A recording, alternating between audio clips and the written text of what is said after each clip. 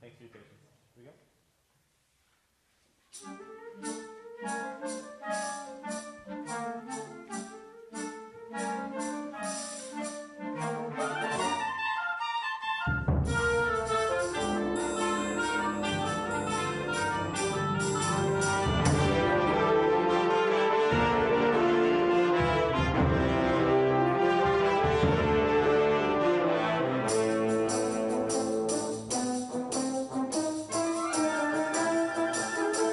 go.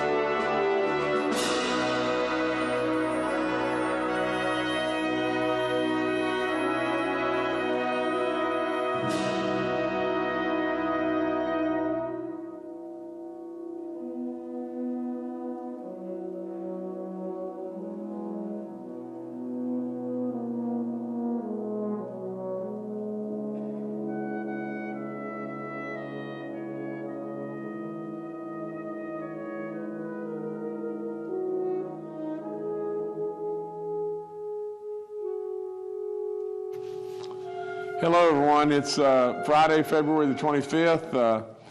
I'm gonna move along as quickly as we possibly can. I know we're a little late getting on today. We just went through a really nice meeting on a hydrogen hub that we're trying really hard to land in West Virginia.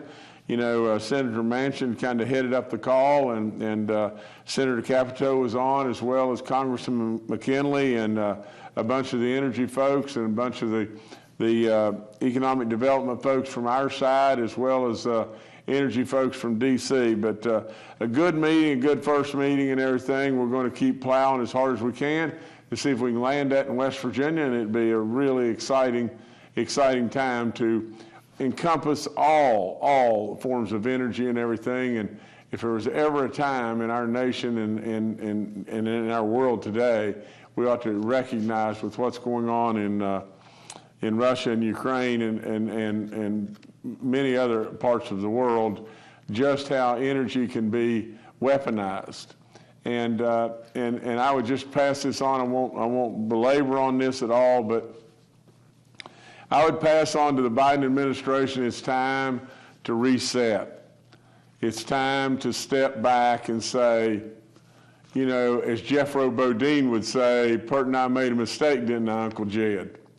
I mean, with all that, if you just step back and reset, the American people would understand. If you step back and said, for God's sakes a living, this country needs to be totally energy independent. Without any question whatsoever, if we were that today, we would feel better, we would feel stronger, we would be better for the world in every way. Now, all of us want absolutely clean air, the most pristine waters, absolutely without any question. That is exactly what I want. Now, my family's been in the coal business for generations, but that doesn't mean that my family's not rock solid behind doing the right things in every way we possibly can for the environment, and our heart being in the right spot. But absolutely, it ain't gonna matter where our heart is. If we have people on our doorstep, and dragging us back into another major war situation, it ain't gonna matter where our heart is. At the same time, we want to do any and everything we can to solve all the potential climate issues in every way. And I would say, with all in me, some way, somehow, to God above, we may just have to have some time, some extra time, in order to be able to be totally energy independent. Why on earth, please hit the reset button on Keystone and everything else that we can do in this nation, because we are exposed. And absolutely with all that, then we should absolutely, without question, after we absolutely go back and obtain our complete energy independence, we absolutely then should tackle any climate issues that we have in a smart and truly scientific way. We should absolutely know what we're tackling, and we'll solve it, won't we? We've solved over and over and over, dilemma after dilemma, problem after problem, by being the great Americans that we are. Now, to me, that's my tidbit. You watch on TV and we're all concerned. Prices will probably go through the roof for energy. And with all that being said, with where we are inflation-wise and all the challenges we have right now, without any question, it's not going to be good. I would challenge the Biden administration, it's time to reset. I go back to Jeffro Bodine standing by the cement pond with an anvil in his hand and a chain tied to the anvil and to his ankle, and he said, and Jed walked up and said, Jeffro, what are you doing?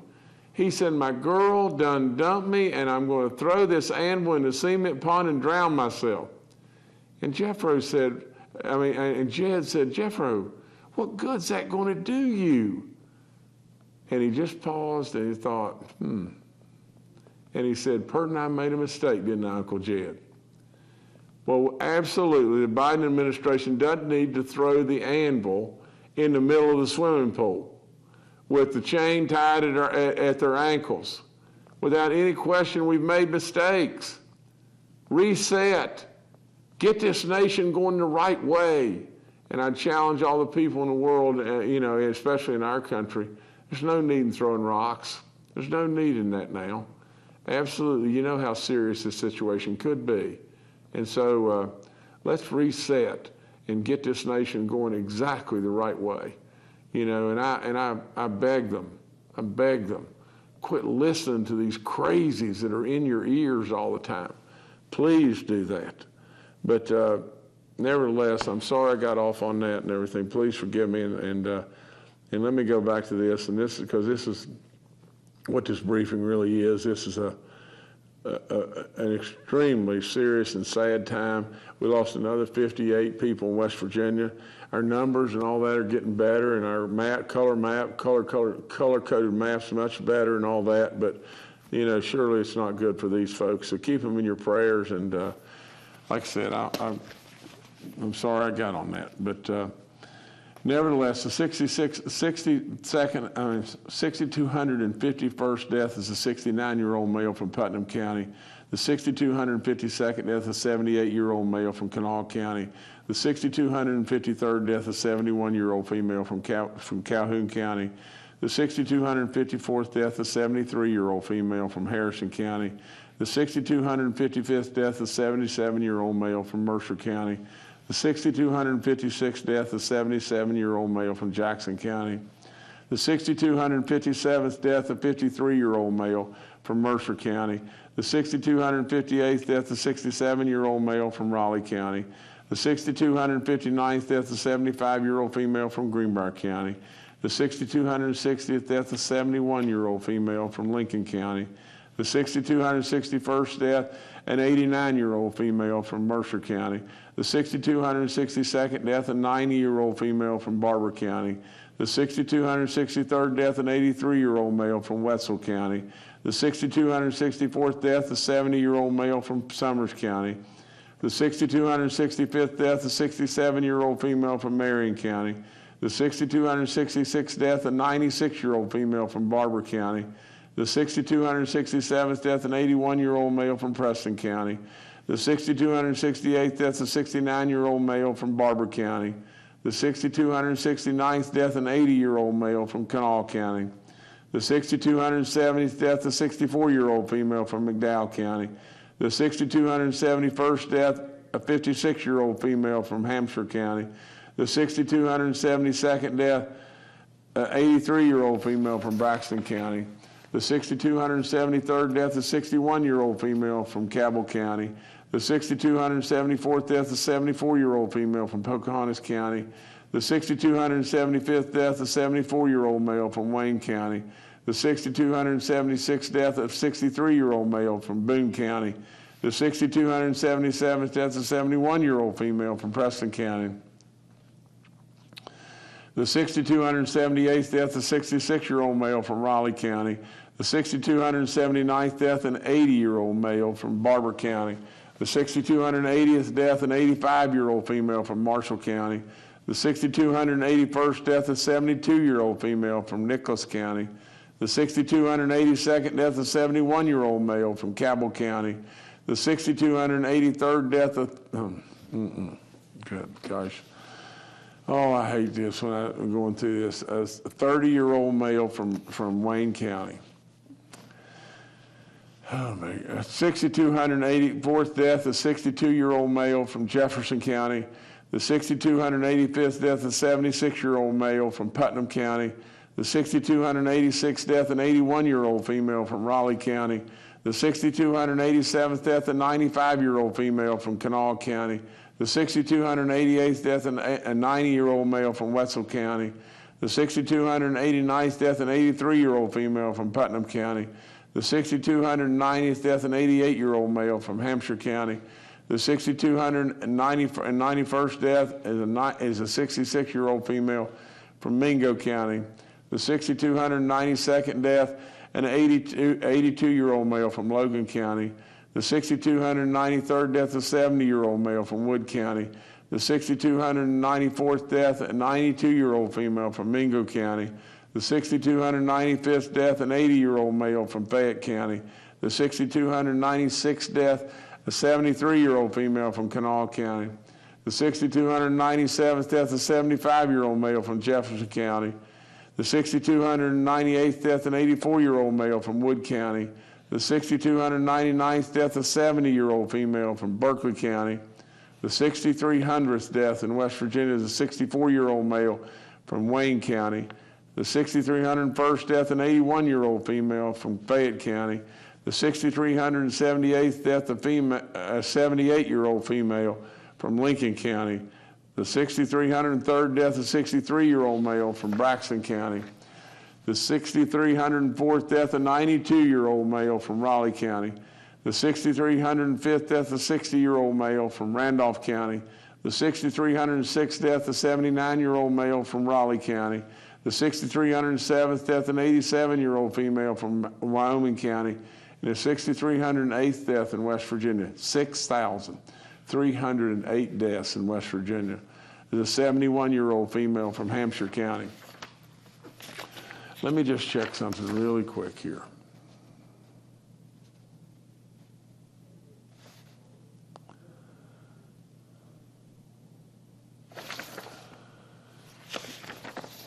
I'll talk to you just in a second about this, but I just read 58 names of people we lost in West Virginia. One of them very tragically 30 years old. Of all these people, 58 of them, one of them 30 years old. Take that one out of the mix. 57 people. How many of these people did I read that were under the age of 50? Zero. Zero. How many did I read under the age of 60? 2.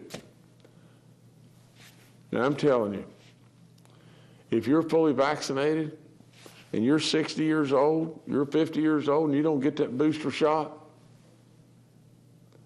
that's nuts. That's all there is to it.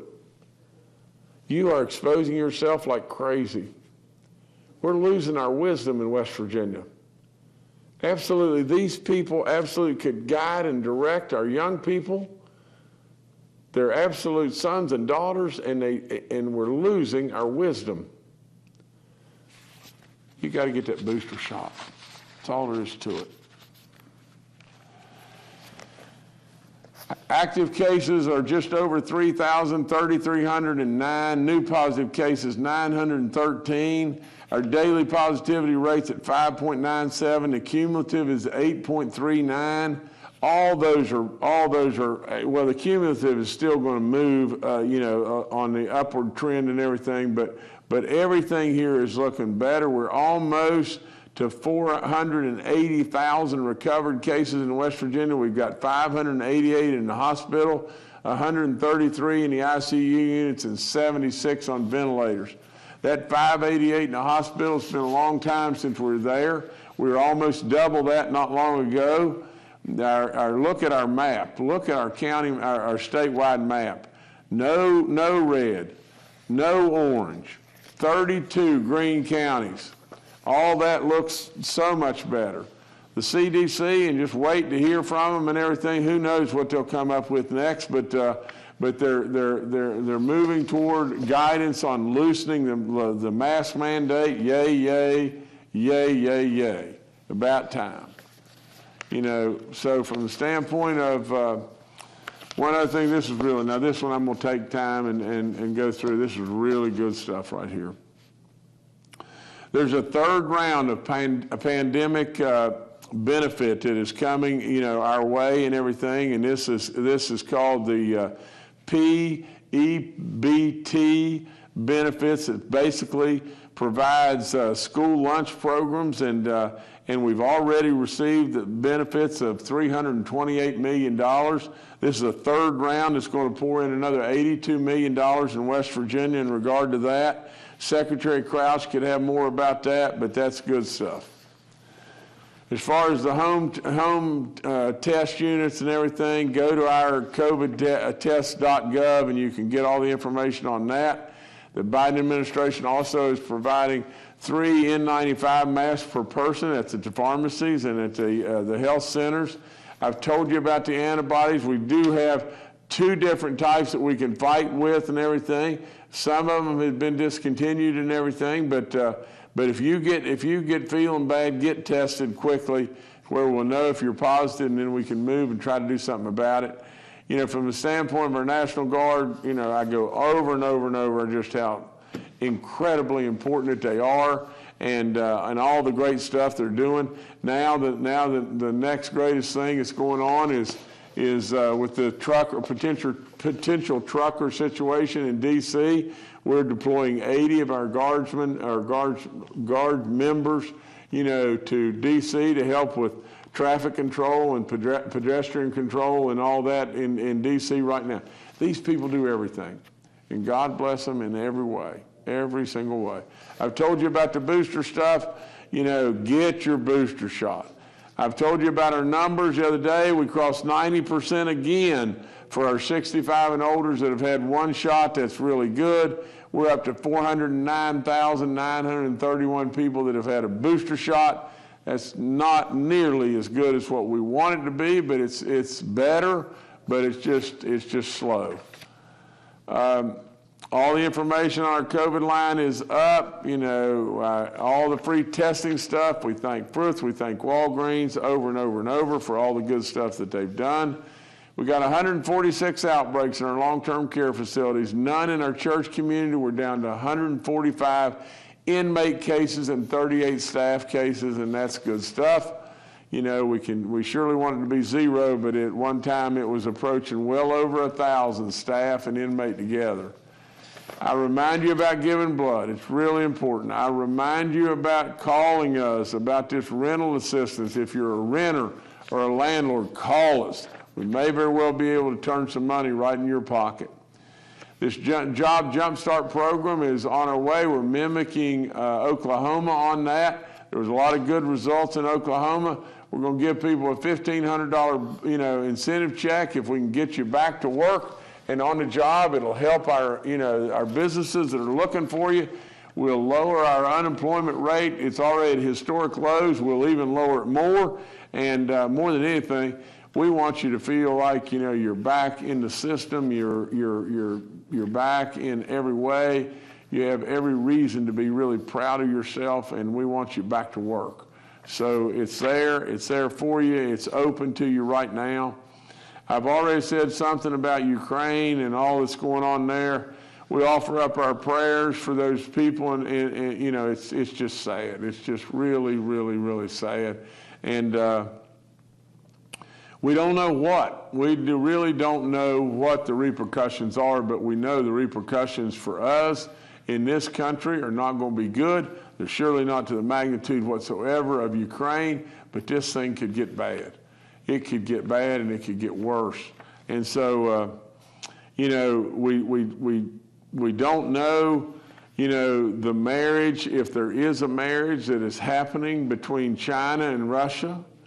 We don't know to the extent of what Putin really wants to do. We know in his heart he'd like to put everything back together to where the Soviet Union was at one time, if not more. You know, it's dangerous. It's dangerous. And so with all that being said, I don't think we need to be throwing any rocks at this point in time, but for God's sakes a living, we need to realize we have made one whale of a mistake in this country. The pipeline should be finished in West Virginia. The Keystone Pipeline ought to be up and going. We ought to be absolutely, without question, you know, trying to embrace anything to make our environment and the world better. But we got to live here, don't we? And really, when it really boils right down to it, What we've got to do is we've got to realize that there's some real bad actors out there. And with all of that, the United States of America could be totally energy independent, and the bad actors would be minimized at that point in time.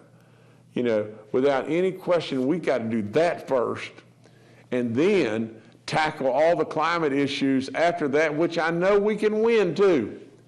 We can win that day. We can solve those problems. But for crying out loud, you can't do it running down the street with your hands tied behind your back. That's not going to work. And especially if you're running down the street with your hands tied behind your back and somebody's shooting at you. So in this situation, they're shooting at somebody today, and God knows, I hope and pray that it doesn't come where they're shooting at Americans. But this thing could get bad. I've said stuff about our guard going to D.C. Again, thank you to and all of them.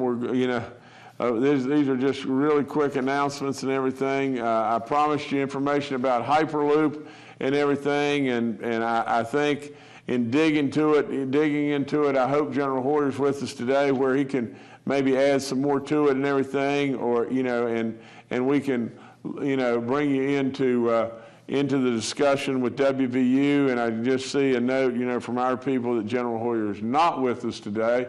And maybe we ought to delay any questions until Monday, because I won't be able to help you nearly as much as General Hoyer will be able to help you. But the bottom line of the whole thing is just what I just said the other day. They are moving away from passenger and into cargo. We think the concept of what they have is intriguing beyond belief. These people are good people. We're going to keep pushing them. They're going to keep pushing us. We're going to make it happen to the very best we can possibly make it happen. But we got to realize one thing, and one thing for sure. Things change, don't they? They just change. What are we doing? We're fishing with lots of different rods in all kinds of different areas and everything, and we're bringing them in all kinds of different ways. Things change. We move on. We keep pushing, and we keep moving on, and we keep fishing. The only other thing I've got is the big buck contest winners we're going to announce, and we're going to announce it as quick as we get done right here and everything. And we congratulate, we'll be congratulating, really, to tell you all the truth, a whole lot of kids. And so that'll be fun stuff. Anyway, thank you so much. That picture just came up there. Put that back up, Jordan. I wasn't there that day. The little dog, is one of my bird dogs. Her name's Jazz, and a pretty little English setter and everything. She's gotten older just like all of us, but she's gotten a lot older, in her life, and she's still with us, but she's her eyesight for all practical purposes is gone, but she's a big sweetheart, that's for sure. Thank you so much. All right, thank you, Governor. We'll now hear from Secretary Bill Crouch with the DHHR. As the governor mentioned, we're going to do a third round of the PEBT payments.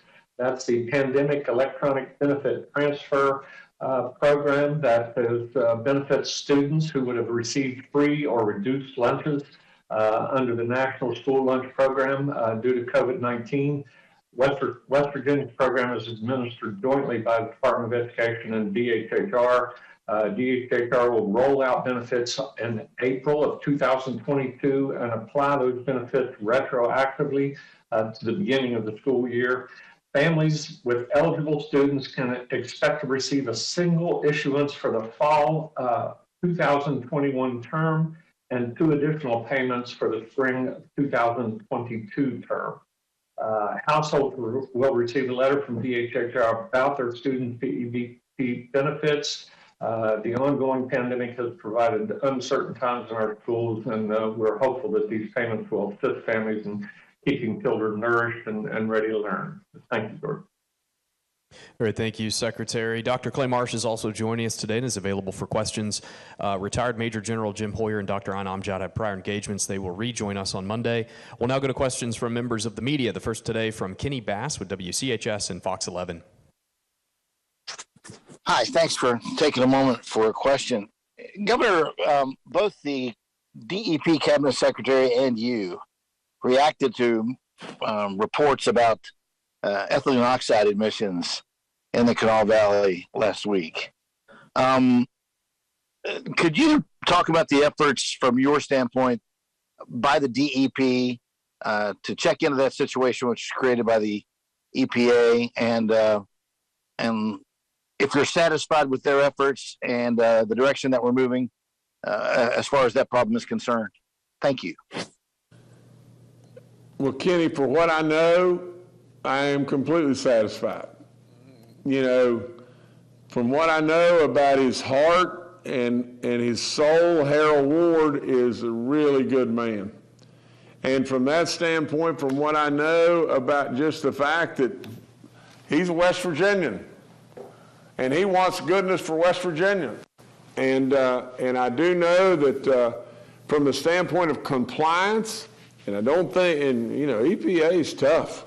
And I don't think EPA is going to give anybody a blessing on compliance if they think that it is endangering the people of West Virginia. You know, I think what happened is you had a wannabe newscaster that started running through the streets screaming, fire, fire, fire, fire. Now, if you run through the streets enough on every topic in the world screaming fire, fire, fire, fire, along the way, at some point in time, you may hit on something.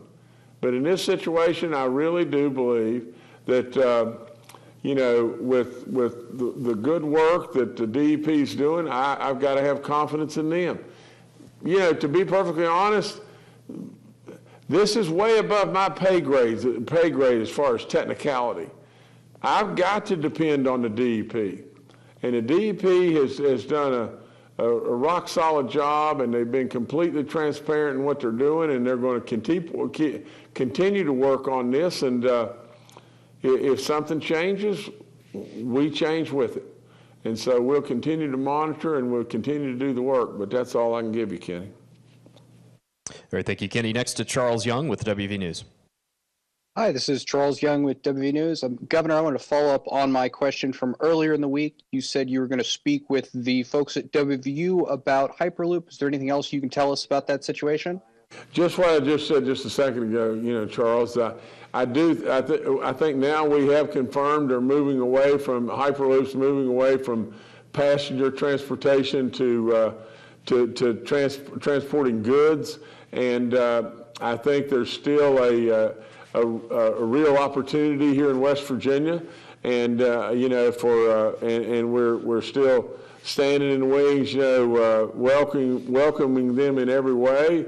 I think WVU is still at work, you know, with Hyperloop right now. General Hoyer is working that as well, and I think he'll come in on Monday. I was hopeful that he was here today, that he could give more in-depth stuff. But the last thing I would just say to anyone and everyone, you know, good sakes of living, you know, there's so many businesses that are calling, wanting to come to West Virginia right now. It is unbelievable. And with the good work, you know, of our commerce people, you know, and Ed Gaunch, or our, you know, economic development people, and, you know, Mitch Carmichael and Mike Grain, good gracious, they're doing fabulous work. And so with all that, we're just going to keep piling them up. We're going to just absolutely keep them coming to West Virginia. And we're going to have some, you know, some bumps and bruises along the way, and that don't work out exactly maybe the way we hoped it'd work out. And if this happens to be one of them, fine.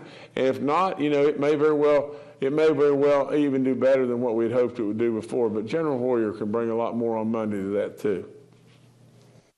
All right, thank you, Charles. Next to Evan Bevins with Ogden Newspapers. Thank you. I was hoping to get Dr. Marsh's thoughts on what the CDC may be recommending about masks soon, and what his thoughts are on you know, the importance of masks as we move into, you know, this situation with the virus. Thank you. Dr. Marsh, please. Thank you, Governor, and thank you, Evan. So the CDC has made, I think, a decision that because hospital numbers are down, cases are significantly down, and Omicron is very infectious, that having the same standards to recommend masking would not make sense at this point. And so they are looking at trying to, I believe, change some of the metrics that they're following to make recommendations of masking.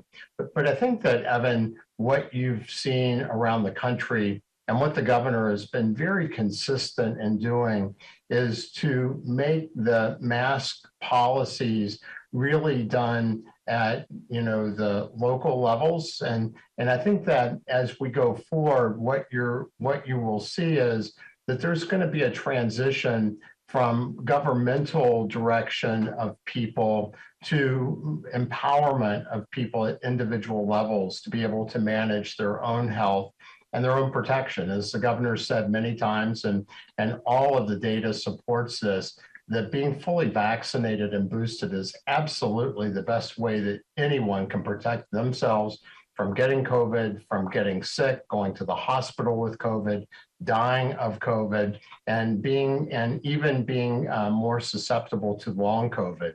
And if you are over 50 years old, as the governor pointed out today as he read all the names at the beginning of the press brief, if you're over 50 years old and you haven't been fully vaccinated and boosted, please do that.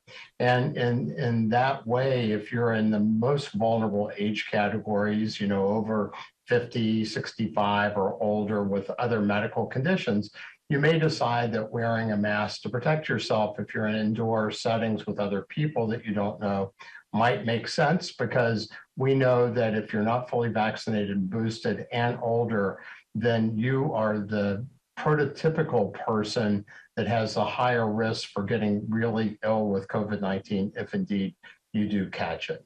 Thank you. All right, thank you, Evan. Next to Paul Mullen with WCBC. Morning, Governor. Good morning, everyone. Good to hear Dr. Marsh was able to answer a question. I thought he was going to get off scot-free with nothing today. The question I have for you, Governor, regards the surpluses that you have been reporting month after month in the budget. When you have, and I hate to call it extra money, but we'll call it extra money, usually you come up with a plan with what to do with it. What are your plans? What can you do unilaterally? What would you need to get permission from the legislature in doing? Thank you. Well, Paul, first and foremost, I don't know all the specific intricacies about permission, but I don't look at it that way from the legislature. I want them to partner in everything that I'm doing. From the standpoint of transparency, I want them right with me, and we'll get through all that, I'm sure. You've got a lot of people from time to time that everybody's jumping up and down trying to get seen and all that, but when you can get the ground fodder just minimized, then you can get on with the business at hand, and I hope and pray we'll always do just that here in West Virginia. But what I would say to you that we need to concentrate on more than anything in the world is it wasn't easy. It wasn't easy getting to this. I mean, let's don't ever forget. There's an old saying, don't ever forget who brung you to the dance. Well, I mean, there was a time not long ago when all we could think of was how much are we going to have to cut? And every time you cut, what happened? More people left. More people left. And every time you turned around, that hole that you were trying to fix, it just kept coming right with you. You just drug it everywhere you went. You couldn't get away from it no matter what. The more people, the more you cut, the more they leave. And so with all that, we had to come up with real novel ideas and turn this state in the right direction. And lo and behold, look what's happening. I mean, it is not just a little extra money. And I know you don't mean it that way, Paul, but it is major extra money. And it is major success. Now, I would tell you just two things that we have got to do. We have got to continue to pump more and more money into fixing all and every single one of our roads. There's two things that people look for right off the get-go. Right off the get-go about coming to West Virginia, the first thing they ask is, well, tell me about education. Where are my kids going to be in school? And the next thing they ask always is how the roads. You know, I got to go places. I got to get in, get out, all that kind of stuff. I got to have good roads. And so with all of that, not only do the roads bring us all that I've just said, but they bring us job opportunity over and over and over. Now, so in my opinion, you got to continue to pump money into roads, and and right behind that, I would say just this too. I would say, you know, I am really committed to all of our roads in the state of West Virginia, but I do really believe that the number one thing we should finish is Quarter H. I think we should finish the Coalfield Expressways to bring the southern part of West Virginia into our entire state being in wealth and all the stuff that's going on. And there's all kinds of other opportunities, and there's enough monies to be able to do all the stuff that we're doing. But the second thing, Paul, is just this. We have got to realize that if West Virginia is truly going to compete and West Virginia is really going to bring folks to West Virginia, there needs to be a fund developed and everything and properly funded all the time to give our economic development people the opportunity to go out and solicit and compete with the other states in bringing job opportunity to this state. And Paul, the last thing I'd say is there's 1,000 things that you could up and spend money on. And there's 1,000 ideas if there's not more than that and everything. But with every single bit of that, the very thing we need to do more than anything is not waste. Mind to store. Mind to store. Just because you got the money, you go out and spend the money, you absolutely spin around 2 or 3 times, then it's not going to be good. Now, so we're going to mind the store. I'm a business guy. That's what I do. We're going to mind the store, and we're going to absolutely do the right things with that money, and we're going to do it transparent, and we're going to do it arm in arm with the legislature right with us. So that's it. All right, thanks, Paul. Governor, I'll turn it back to you. Okay, I'm going to be real quick. I haven't made any notes today and everything. I'd ask for your prayers for these people that we lost. I'd ask for your prayers for all the people that are in Ukraine and you know, even the misguided Russians. I'd ask for your prayer for them to where they could get their heads going in the right directions. I ask for your prayers for all of our people and executives in D.C., you know, President Biden and all those, that they would just come to their senses and realize that America doesn't need to be weak. We are America. We are the beacon of the entire world, and we don't need to be weak. And with all of that, we have the opportunity, because again, it's just fallen on us out of the sky. But it just didn't happen that way. God made this happen. With our natural resources of coal and oil and natural gas everywhere. In this great nation, we need to be so energy independent, it's unbelievable. God made it that way. He did that for a reason, because he knew we were the beacon. Absolutely, we don't need to be weak. But with all that being said, that's all I got today. Stay tough, West Virginia. Proud of you. Thank you.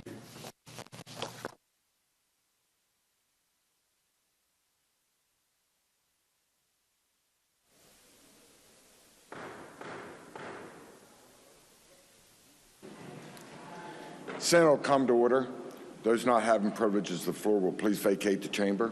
Those in the gallery and those on the floor will please rise. We're led in prayer by the Senator from Morgan. Please remain standing after the prayer as the Senator from Jefferson leads us in reciting the Pledge of Allegiance. Senator from Morgan. Thank you, Mr. President. Let us pray in the words our Savior taught us. Our Father, who art in heaven, hallowed be thy name. Thy kingdom come, thy will be done, on earth as it is in heaven. Give us this day our daily bread, and forgive us our trespasses, as we forgive those who trespass against us. And lead us not into temptation, but deliver us from evil. For thine is the kingdom, the power, and the glory, forever and ever. Amen. Thank you. Senator from Jefferson. Will the guests in the gallery and all the Senate please join me in reciting the Pledge of Allegiance. I pledge allegiance to the flag of the United States of America and to the republic for which it stands, one nation under God, indivisible, with liberty and justice for all.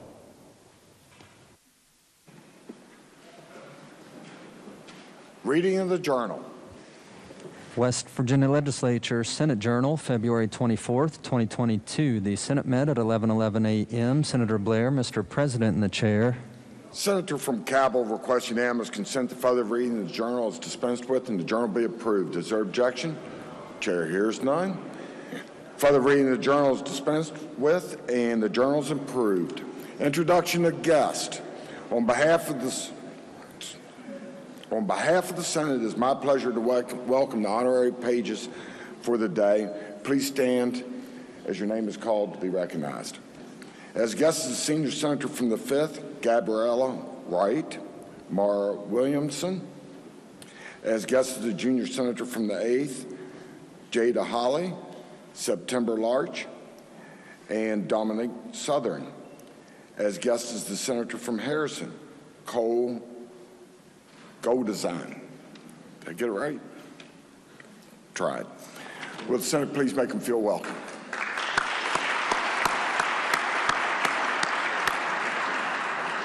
Further introduction, Senior Senator from the 17th. Thank you, Mr. President. On behalf of the Senate, it is your pleasure and mine to introduce our doctor of the day. In the rear of the chamber, we have with us Dr. Ben Wainblatt from Huntington. If you wouldn't mind standing, let the Senate give you a warm welcome. Senior Senator from the 5th. Thank you, Mr. President. On behalf of the Senator from Cabell and myself, it's my honor to introduce a couple people. One, I'll have to say, they are the chaperones of two of the pages today from Spring Valley. But one of them I have known for all of her life. And they lived next door to us, and I watched Alex Wright grow up. If she was standing, we'd welcome her. Alex Wright.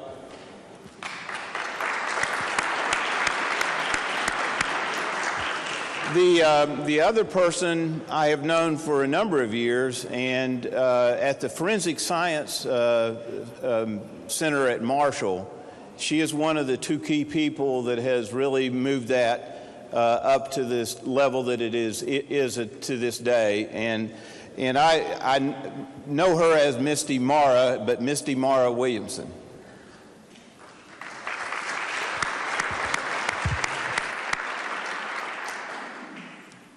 Senator from Upshur. Mr. President, today we have seated in the South Gallery a young lady that said she'd marry me about 39 years and 2 months ago.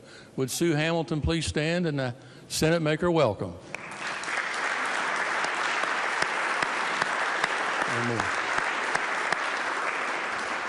Senior Senator from...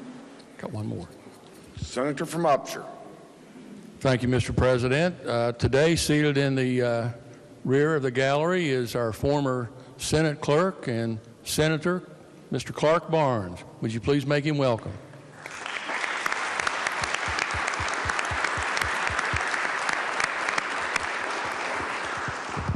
Senior Senator from the 17th. You didn't want to... Senator from Boone. Thank you, Mr. President. I see in the President Gallery behind us here a dear friend of mine who's a fire chief at Alum Creek for many, many years, Jim Odecker. If he would stand in the Senate, make him welcome.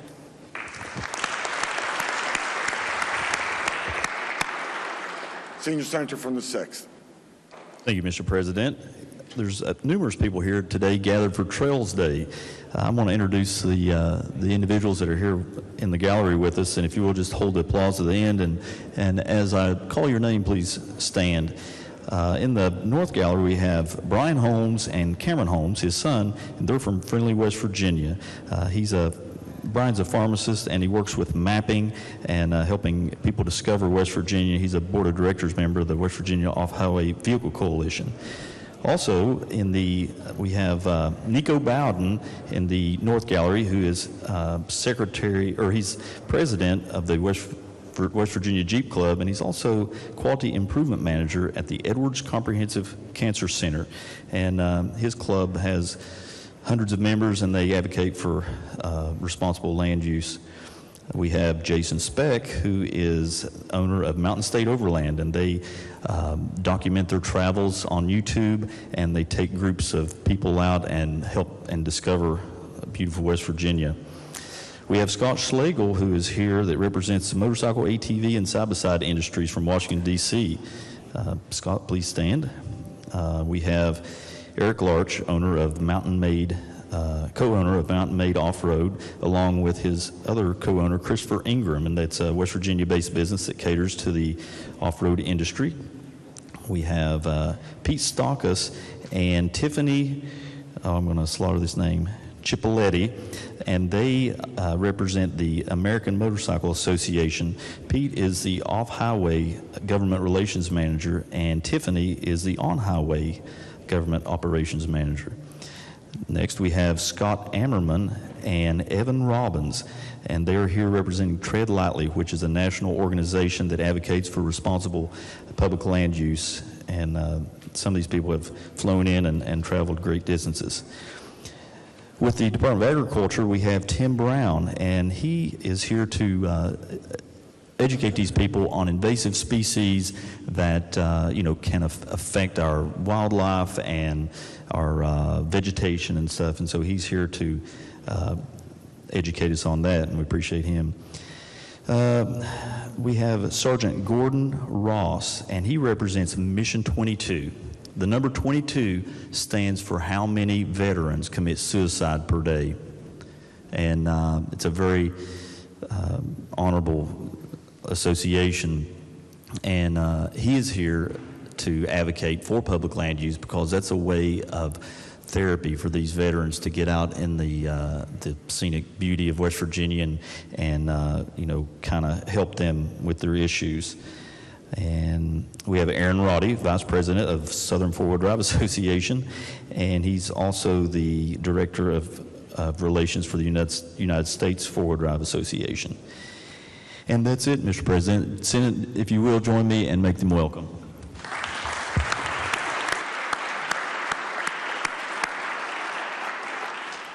Junior Senator from the 8th. Thank you, Mr. President. On your behalf and on behalf of the senior senator from the 8th, we have seated with us in the President's Gallery chaperones for two of our honorary pages from Elkview Middle School. We have Jada Holly's grandmother, Tony Schaefer, and Dominic Southern's father, Justin Southern. If they could both stand up, and if the Senate could make them feel welcome.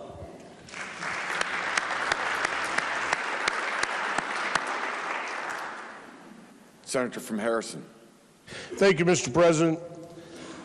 After those introductions by my friend from Mingo, I think I'll be okay here today, but I got a few, if you could bear with me. First of all, in the South Gallery, to your right, Mr. President, is the father of one of our pages today, Cole Goldeisen's father, Ryan, is here. Could you please stand, Ryan, and let us make you feel welcome? Well, he's in the behind us there. Good to see you, Ryan. Mr. President, one of the things I've enjoyed during my 2 terms here, probably more than anything, is our friend Greg Phillips' government relations class that comes down here from Robert C. Byrd. They've been here almost every year that I've been here, except for the COVID years when they couldn't come. Robert C. Byrd's one of our biggest high schools in Harrison County. It's a great high school, replaced my old high school, WI. And I'd like to start off by recognizing Greg Phillips, who is their instructor. Greg, could you stand? There he is, folks. Give him a nice round of applause. And also with him today is one of our good friends, and we've known him before. We've met him before. He's been down here at the city of Clarksburg. Used to be city Clarksburg manager for many years, and he's helping with the class today, Martin Howe. Martin, you up there? There he is in the back. And finally, we have with us today Melanie Gentilozzi, who's also with the group helping to escort him down today. Melanie, will you stand up? Now, it's not very often that a bunch of high school students get to come to the Senate of the state of West Virginia, so if you'll bear with me, I'm going to name them all, and if you'll stand as I call your name, the Senate would love to welcome you. Salvatore Ammerman, and I know I chopped that up, Salvatore. Keep standing, Salvatore. Hold your applause, please. Brady Banell, Glenda Liz Barrios, Isaac Bordaloo, Michaela Jenin, Annalise Gentilozzi, Maylee Henderson, Jackson Howe, Lindsay Lambert, Aspen Linder, Sierra Mars, Patricia Mail, Kiona Muncie, Luke Robinson, Ashton Sending, Ashton, Reese Simons, Audrey Simons, and Leighton Wolf. Please welcome these fine young students. They're all seniors at RCB in the AP class. Mr. President, whatever bad job you've done on names before, I just topped you, so thank you very much. Thank you, everyone.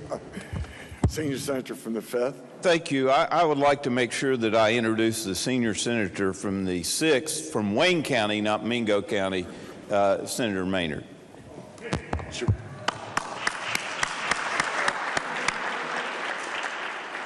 Are there further introductions? Senior Senator from the 6th.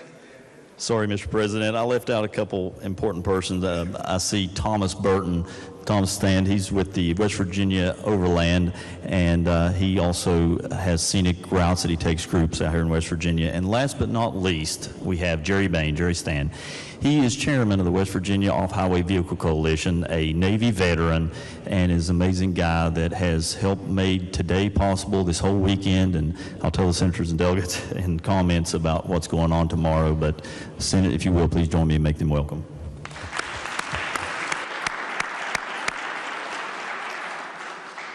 Are there further introductions? Communications from the House. The Clerk of the House announced the House amended the Senate amendments as it relates to House Bill 3303 relating to clarifying the process of filling vacancies on ballots. Message will be received. Senior Senator from the 17th. Thank you, Mr. President. I move the Senate concur in the House amendments to Senate amendments to House Bill 3303. Senior Senator from the 17th moves the Senate concur in the House amendments to the Senate amendments to House Bill 3303. Is there discussion? Senior Senator from the 17th. Thank you, Mr. President. House Bill 3303 makes changes to the process for filling vacancies on the ballot for primary and general elections.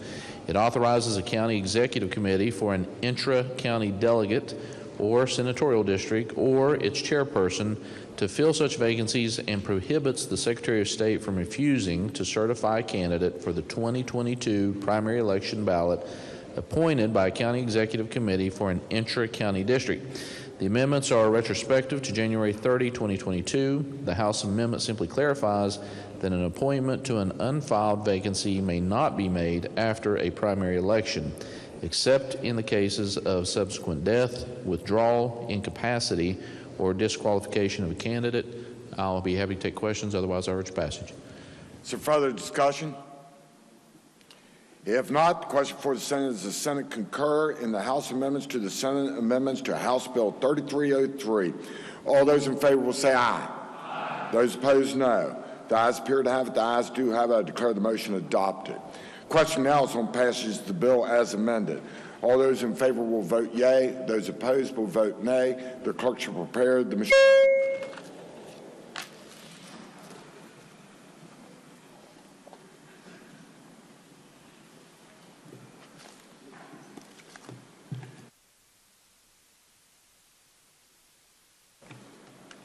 Has every member voted? Has every member voted? If so, the clerk will close the machine to ascertain the results on this question. 33 yeas, 0 nays, 1 absent, not voting. More than a majority of those present and voting having voted in the affirmative, I declare the bill passed. Senior Senator from the 17th. Thank you, Mr. President. I move the bill be made effective from passage and request unanimous consent that the roll call used on passage of the bill be used to make it so effective. Senior Senator from the 17th moves the bill be made effective from passage and request unanimous consent that the roll call used on the passage of the bill be used to make it so effective. Is there objection? Chair hears none. On this question, 33 yeas, 0 nays, 1 absent, and not voting. More than 2/3 of those elected to the Senate having voted in the affirmative, I declare the bill effective from passage. The clerk will communicate the actions of the Senate to the House.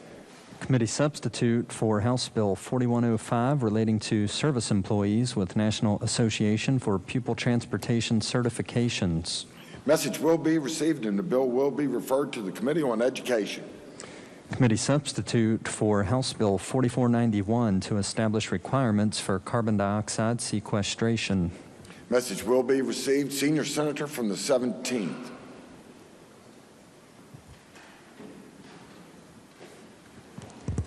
Thank you, Mr. President. Our question now is consent that the bill be taken up for immediate consideration, committee reference be dispensed with, and the bill be read a first time. Is there objection? Chair hears none. So ordered. The clerk will read the bill a first time. Committee substitute for House Bill 4491 to establish requirements for carbon dioxide sequestration. First reading of the bill. Bill will be advanced. House Bill 4627 to provide for no more than 2 licensed laboratories for medical cannabis testing in this state.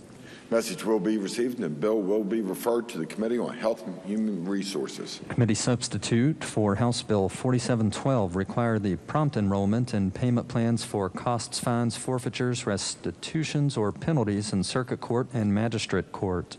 Message will be received and the bill will be referred to the Committee on the Judiciary. The House adopted the following resolutions naming bridges and roads: House Concurrent Resolution 82, House Concurrent Resolution 85, and House Concurrent Resolution 88.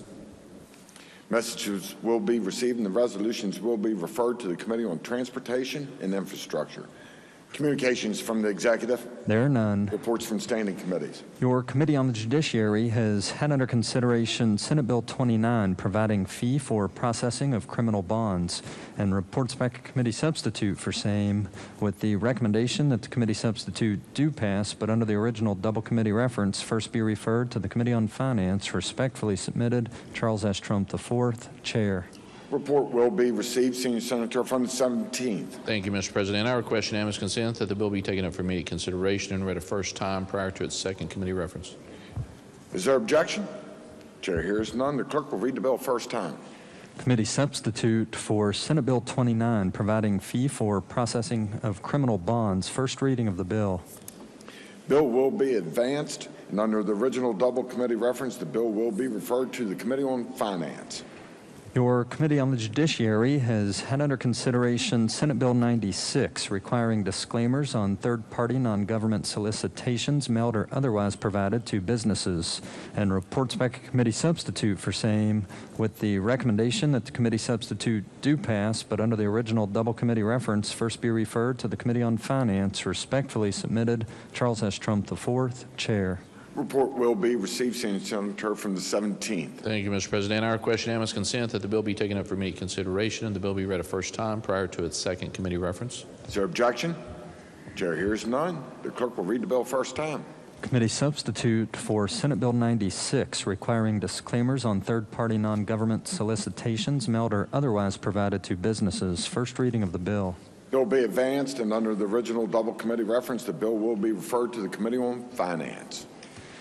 Your Committee on Finance has had under consideration committee substitute for Senate Bill 181, creating core behavioral health crisis services system, and reports back a committee substitute for same, with the recommendation that the committee substitute for committee substitute do pass. Respectfully submitted, Eric J. Tarr, Chair. Report will be received. Your Committee on Government Organization has had under consideration Senate Bill 205, expanding PEIA Finance Board membership, and reports back a committee substitute for same, with the recommendation that the committee substitute do pass.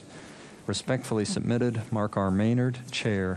Report will be received. Your Committee on Finance has had under consideration Senate Bill 448, developing policies and procedures for statewide interoperability executive committee, and Senate Bill 680, adding Division of Corrections and Rehabilitation Employees to Survivor Benefits Act, and reports the same back with the recommendation that they each do pass. Respectfully submitted, Eric J. Tarr, Chair.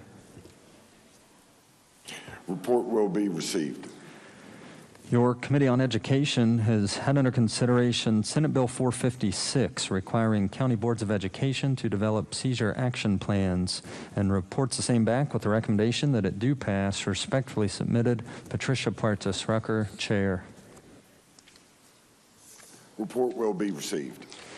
Your Committee on Finance has had under consideration committee substitute for Senate Bill 468, creating Unborn Child with Down Syndrome Protection and Education Act, and reports back a committee substitute for same, with the recommendation that the committee substitute for committee substitute do pass. Respectfully submitted, Eric J. Tarr, Chair.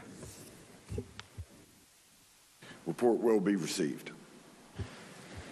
Your Committee on Health and Human Resources has had under consideration Senate Bill 518, allowing nurses licensed in another state to practice in West Virginia, and reports back a committee substitute for same, and Senate Bill 652, requiring hospitals to receive patients transported to them by EMS providers, and reports back a committee substitute for same, and Senate Bill 655, authorizing tactical medical professional to carry firearm with specific training requirements, and reports back a committee substitute for same, with the recommendation that the three committee substitutes do pass. Respectfully submitted, Michael J. Maroney, Chair. Report will be received. Your Committee on Finance has had under consideration committee substitute for Senate Bill 530, encouraging public-private partnerships in transportation, and reports back a committee substitute for same, with the recommendation that the committee substitute for committee substitute do pass. Respectfully submitted, Eric J. Tarr, Chair. Report will be received. Your Committee on Finance has had under consideration Senate Bill 552 relating to tax sale process, and reports back a committee substitute for same, with the recommendation that the committee substitute do pass, but with the further recommendation that it first be referred to the Committee on the Judiciary. Respectfully submitted, Eric J. Tarr, Chair. Report will be received. Senior Senator from the 4th. Thank you, Mr. President. I ask unanimous consent that the bill be taken up for immediate consideration and read a first time. Is there objection? Chair hears none. The clerk will read the bill first time. Committee substitute for Senate Bill 552 relating to tax sale process. First reading of the bill. Senior Senator from the 4th. Request unanimous consent that the bill be referred to the Committee on Judiciary. Is there objection? Chair hears none. So ordered. Your Committee on the Judiciary has had under consideration Senate Bill 558, increasing members of the West Virginia Parole Board, and reports back a committee substitute for same, with the recommendation that the committee substitute do pass. Respectfully submitted, Charles S. Trump IV, Chair. Report will be received. Your Committee on Rules has had under consideration engrossed committee substitute for Senate Bill 574 relating to West Virginia PEIA, now on third reading, having been referred to the Committee on Rules on February 18th, 2022, and reports the same back with the recommendation that it do pass. Respectfully submitted, Craig Blair, Chair ex officio. Report will be received. Senior Senator from the 17th. Thank you, Mr. President. I request unanimous consent that the bill be taken up for immediate consideration and read a third time. Is there objection? Chair hears none. The clerk will read the bill a third time. Engrossed committee substitute for Senate Bill 574 relating to West Virginia PEIA. Third reading of the bill. Question is on passage of the bill. Senior Senator from the 17th. Thank you, Mr. President. I request unanimous consent to amend the bill on third read. Is there objection? Chair hears none. Does the clerk have an amendment?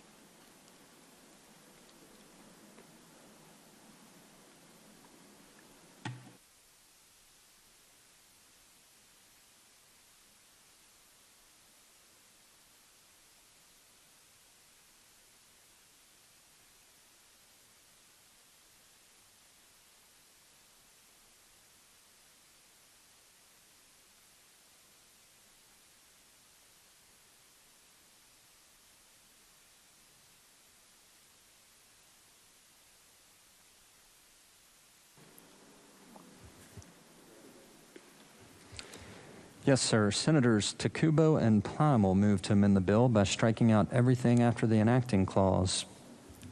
Senior Senator from the 17th. Thank you, Mr. President. Question now is consent to explain the amendment in lieu of having it read. Is there objection? Chair hears none. Senior Senator from the 17th.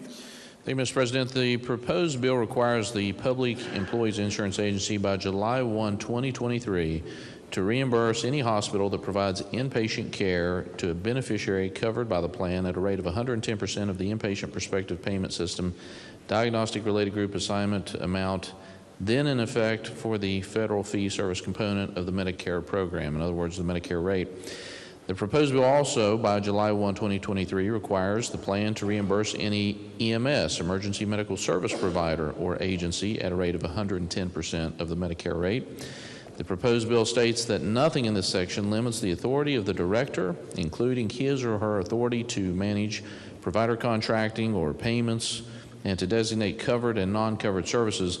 The bill states that the Finance Board shall supplement any reimbursements made to the hospitals and emergency medical service providers or agencies in accordance with the above reference code. I urge adoption and also request the right to close.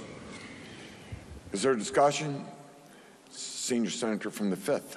Thank you, Mr. President. I rise in support of this. I think that this took a concept that was in Senate Bill 706 that was in health and actually has done a very good job of getting it current, that where it will not affect the plan this year, but will go into effect July 1 of 2023.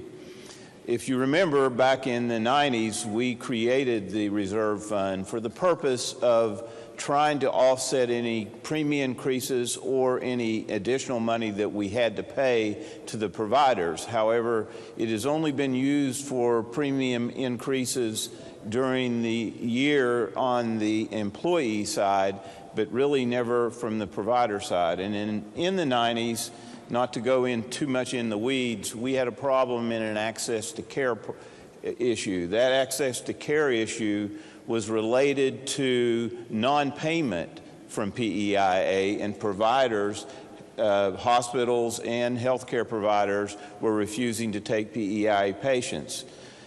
We're in the similar crisis because of our reimbursement rates to hospitals and provider, and this does take care of the hospital and the EMT side. And I think this is a very good way to position this so that we can take care of things in PEIA on the long range. I urge the adoption of the amendment. So further discussion, Senator from Boone. Yeah, thank you, Mr. President. I also rise in support of this amendment. I appreciate the health chair and the majority leader and the senior senator from the 5th for continuing to work on this. This bill or this amendment would not raise premiums on any PEIA insured right now. It would not raise premiums on the non-state members. I think this will basically force us to look at PEIA in general as we move forward here. But by using these reserve funds to raise much needed reimbursement rates to hospital will help the hospitals tremendously and the EMS as well. So again, a lot of good things happened in this past week, and I'm appreciative, and I urge adoption of the amendment. Is there further discussion? Junior Senator from the 8th. Yes, thank you, Mr. President. I rise in support of the amendment, as the senator from Boone just outlaid. We won't be raising premiums on non-state employees, and we will be addressing a major issue, and that is reimbursement rates for our hospitals and providers. They've been going on, limping along now for some time without any increase, and that is a major need, especially when we're in the throes of COVID and who knows what else is coming down the road. I think this body and the entire legislature works best when we work together. And in this effort, this is an example of that working together. And so I commend the senior senator from the 5th, the senator from Boone, the majority leader, and our health chair, the senator from Marshall, for this bill. Thank you, Mr. President, or this amendment. Thank you, Mr. President. Further discussion? Senator from Marshall. Thank you, Mr. President. I support the amendment as well. I was the lead sponsor of 574. The majority leader and the senior senator from the 5th. The amendment makes it better, the bill better. It's, you know, every now and then we're forced to deal with tough issues down here that aren't popular, that are hard. They're hard votes. And dealing with PEIA has always been one of those issues, and this is my 6th session, every session. And frankly, we really haven't dealt with it. The senior senator from the 5th talked about the crisis situation. I think he said in the 90s. I don't recall that personally. But we, even though we're a few years late maybe here, we finally manned up here and avoided a crisis. And we're going to be forced to deal with it. This doesn't raise any premiums or copays or deductibles currently. It comes out of the reserve fund. The final product of this bill is components of 574 and 706, as the senior senator from the 5th said, and it's a good bill. But we will be dealing with the reserve fund in the future, which we need to. This does, as the senator from Boone said, I think he used the word force us to deal with this in the future, and it does. And it's something that we're supposed to do. It's what we should be doing, is dealing with this issue. This is a first step in the process, and I support this amendment.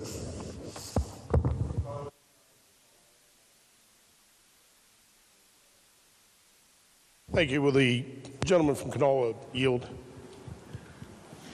Will the senator yield? The senator yields. Thank you, Senator. I haven't had a chance to spend a lot of time with the amendment. I was just trying to discuss it with council. I just want to be sure of a couple things. We've got an awful lot of calls from county and city governments, as well as firefighters, police, and everybody else. This bill, as amended, will not raise the premiums on those individuals. Let's just take the first year until the effective date in the amendment. That's correct. Okay. And so what happens then? Is any premium increase going to be system-wide if that's what's required? So for all beneficiaries, including state employees, us, everybody who has PIA? Right. So this is a confusing topic for many of the people at home, and they're asking what's happened with this bill. We have essentially frozen PEIA. So as medical insurance has continued to become medical care and insurance has continued to be more expensive, we have frozen payments. It's just like freezing gas prices or milk prices.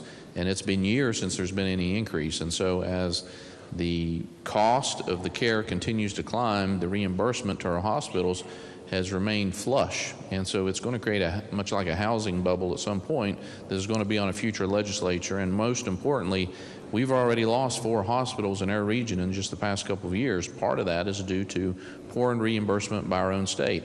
The other thing is you know, many people, if you've had a loved one that's been in a ER recently, you know that the wait times and the admission times are really high, and part of that's because we have a nursing shortage, and a lot of our nurses have traveled out of state. Well, we are paying with West Virginia tax dollars all the hospitals around West Virginia 3 times what we pay our in-state hospitals. So what this bill does is gets the parity back up to a comparison and gets our hospitals paid to keep them open. And so as of really probably for the next 2-3 years, there would not necessarily need to be an increase, because this bill wouldn't go into effect until July 1, 2023. There's enough in the reserve fund probably for another couple of years, but it does bring light on the issue and make the governor's office and the legislature address a problem that is coming, whether we want to accept that fact or not, and it's going to have to be dealt with regardless. Thank you, Senator. Thank you. Mr. President, with your permission, Speak to the bill.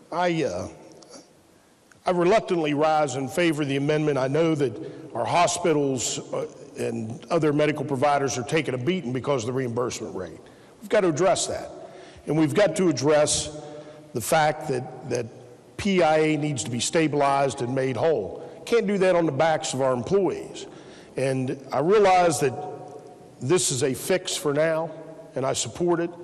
I will tell you that this is another ticking time bomb to add to the list of ticking time bombs that are going to explode on this state eventually. We just got to address these things, and I hope that this bill accomplishes what everybody thinks it will, get the governor to pay attention, find a permanent funding source for PIA before it's too late. Thank you, Mr. President. Further discussion. Senator from Cabell. Thank you, Mr. President.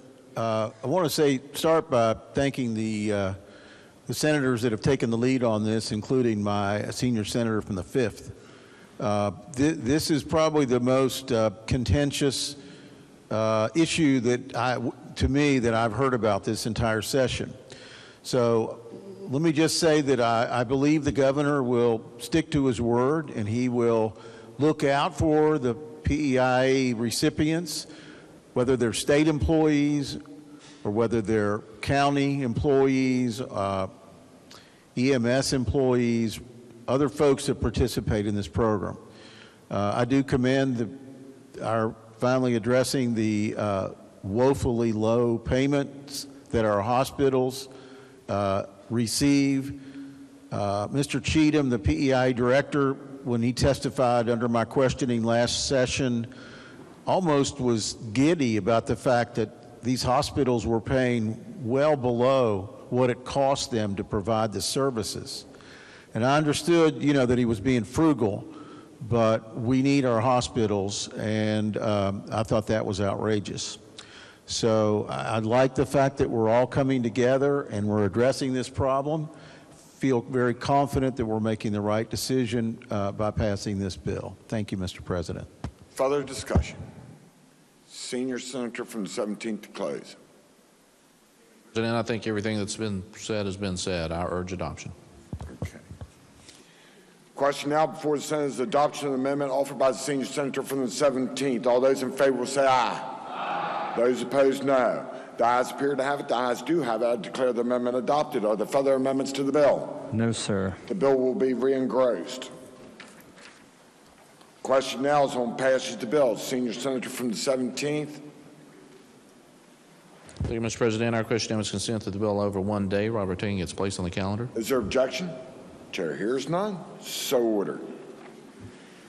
Your Committee on Energy, Industry, and Mining has had under consideration Senate Bill 613, establishing reliable funding for DEP Office of Oil and Gas, and reports back a committee substitute for same, with the recommendation that the committee substitute do pass, but under the original double committee reference, first be referred to the Committee on Finance. Respectfully submitted, Randy E. Smith, Chair.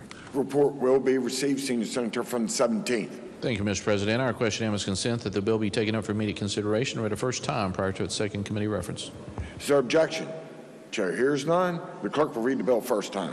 Committee substitute for Senate Bill 613, establishing reliable funding for DEP Office of Oil and Gas. First reading of the bill. Bill will be advanced, and under the original double committee reference, the bill will be referred to the Committee on Finance. Your Committee on Government Organization has had under consideration Senate Bill 617 relating to qualifications for members of boards, commissions, and other entities, and reports the same back with the recommendation that it do pass. Respectfully submitted, Mark R. Maynard, Chair. Report will be received. Your Committee on Education has had under consideration Senate Bill 653 relating to public higher education governance, and reports back committee substitute for same, with the recommendation that the committee substitute do pass. Respectfully submitted, Patricia Partos Rucker, Chair. Report will be received. Your Committee on Finance has had under consideration Senate Bill 656, providing tax credit for certain corporations with child care facilities for employees, and reports back a committee substitute for same, with the recommendation that the committee substitute do pass. Respectfully submitted, Eric J. Tarr, Chair. Report will be received. Your Committee on the Judiciary has had under consideration Senate Bill 668, clarifying eligibility for probation and parole conditions for sex offenses, and reports back a committee substitute for same, with the recommendation that the committee substitute do pass. Respectfully submitted, Charles S. Trump IV, Chair. Report will be received.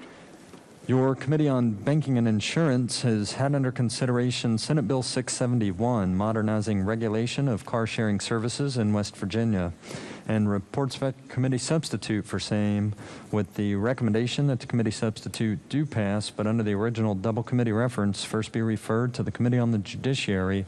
Respectfully submitted, Michael T. Azinger, Chair. Report will be received. Senior Senator from the 17th. Thank you, Mr. President. Our question now is consent that the bill be taken up for immediate consideration and read a first time prior to its second committee reference. Is there objection? Chair hears none. The clerk will read the bill a first time. Committee substitute for Senate Bill 671, modernizing regulation of car sharing services in West Virginia. First reading of the bill.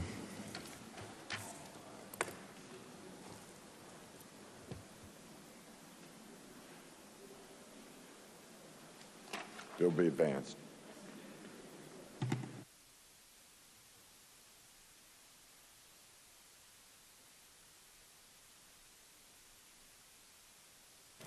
Bill will be advanced under the original double committee reference. The bill will be referred to the Committee on the Judiciary. Your Committee on the Judiciary has had under consideration Senate Bill 693, clarifying meeting voting requirements for political party executive committees, and has amended same and reports the same back with the recommendation that it do pass as amended. Respectfully submitted, Charles S. Trump IV, Chair. Report will be received.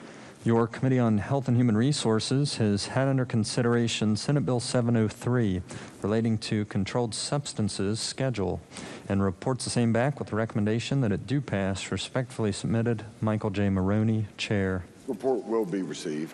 Your Committee on Education has had under consideration Senate Bill 704, allowing parents, grandparents, and guardians to inspect instructional materials in classroom, and reports back a committee substitute for same with the recommendation that the committee substitute do pass. Respectfully submitted, Patricia Puertas Rucker, Chair. Report will be received. Your Committee on Energy, Industry, and Mining has had under consideration Senate Concurrent Resolution 53, originating in committee, requesting the Office of Miners Health, Safety, and Training study the feasibility of creating within it a division dedicated to the protection of health, safety, and training of all energy-producing facilities of this state, and reports the same back with the recommendation that it be adopted. Respectfully submitted, Randy E. Smith, Chair. Report will be received. Your Committee on Rules has had under consideration Senate Resolution 22, commemorating 250th anniversary of Berkeley County, and reports the same back with the recommendation that it be adopted. Respectfully submitted, Craig Blair, Chair ex officio.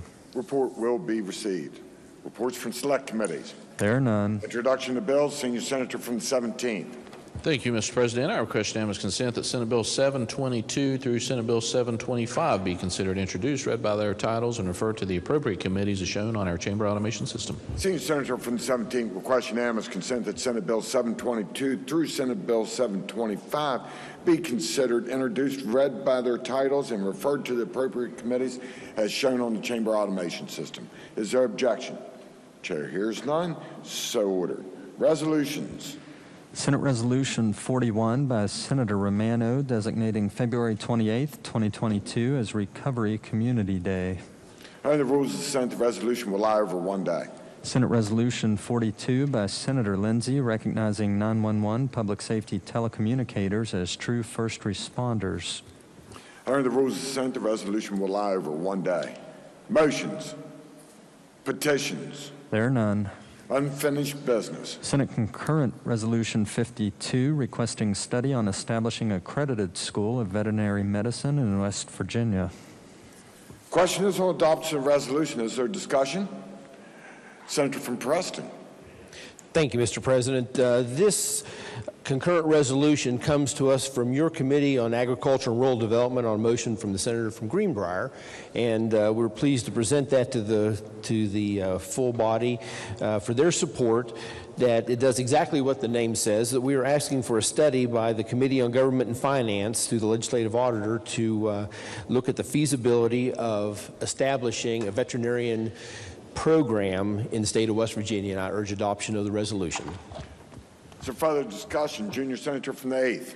Yes, thank you, Mr. President. I stand in support of Senate Concurrent Resolution 52, and I thank the Chairman of the Agricultural Committee and Senator for Preston for putting this before the body, and I thank the Minority Leader for pressing the issue as well. As you may or may not know, during the interim sessions, the consideration of a veterinary school in West Virginia was considered by an interim committee. I can tell you this is the one issue I get stopped at the church, at my church, at the grocery store, and at the gym. Folks are interested and they want to see the possibility of West Virginia students staying in West Virginia to get a veterinary school education or veterinary medicine education. I know as far as the district I now represent, it's needed for our rural folks and farmers in Roane County and Clay County, and I urge adoption of the concurrent resolution. Thank you, Mr. President. Is there further discussion? If not, the question is adoption of the resolution. Oh, Senator from Greenbrier, didn't see you. Forgive me. Thank you, Mr. President. I want to rise and thank the Senator from Preston, the Agriculture Chair, for putting this forward. I want to thank the Agriculture Committee and specifically those folks who've worked on this for the last few months, who've been part of that interim committee and effort. This is just an effort to continue that. This is not an easy thing to look at. It's going to take some time. It's going to take some attention, but I think it's a really good thing for the state of West Virginia moving forward. You know, I represent an area where agriculture is big business. I actually represent more cows and chickens than I do people. And, you know, they need access to veterinarians. We're not talking about a vet, you know, where you can take your dog or your cat. That's important too, but we're talking about large animal vets. Which are in short supply. It's difficult work. So I very much appreciate the body's consideration of this. This is an issue we need to spend some time studying, and I think it'll pay big dividends in the future for West Virginia. Thank you, Mr. President. Is there further discussion? Roll call has been demanded. Demand sustained. The demand is sustained. The question now is on adoption of the resolution. All those in favor will vote yea. Those opposed will vote nay. The clerk shall prepare them.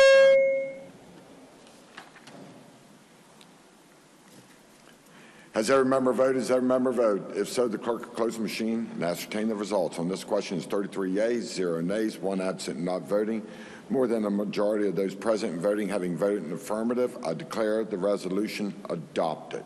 The clerk will communicate the actions of the Senate to the House. Bills on third reading.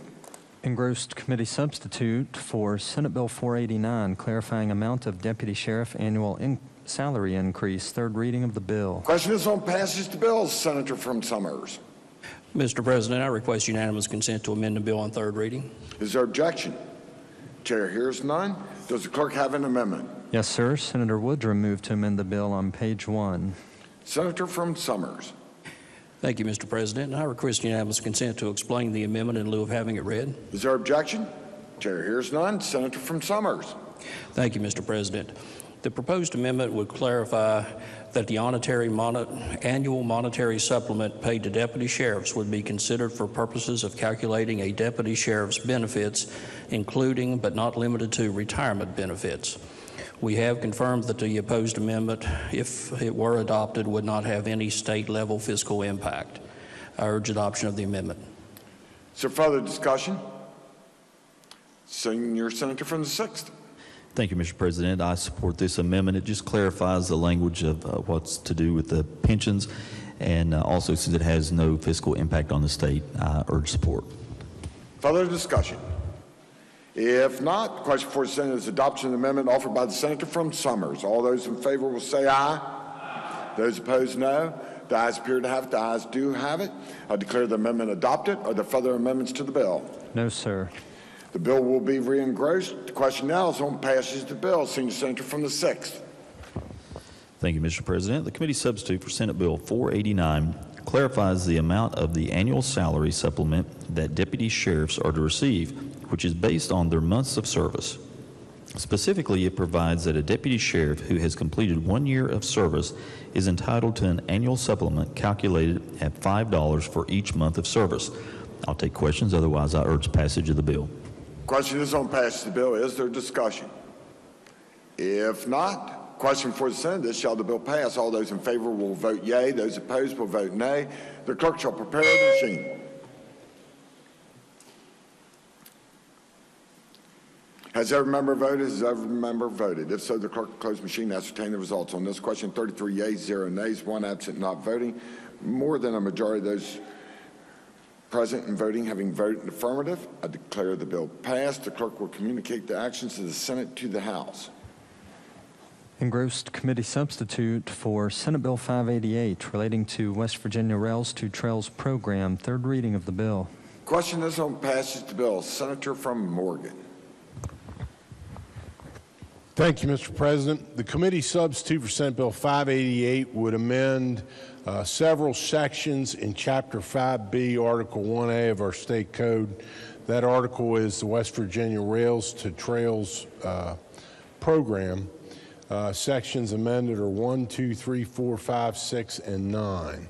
So the idea behind the bill, Mr. President, is to at least create the possibility of some expansion of rail trails in West Virginia. Under the Rails to Trails program that we have now, the law permits and provides some liability protection for, and we've seen some development around the state of trails for people to use on where railroad tracks used to be, old rail beds, and they're very popular in lots of areas of the state, and people use them for outdoor recreation, hiking.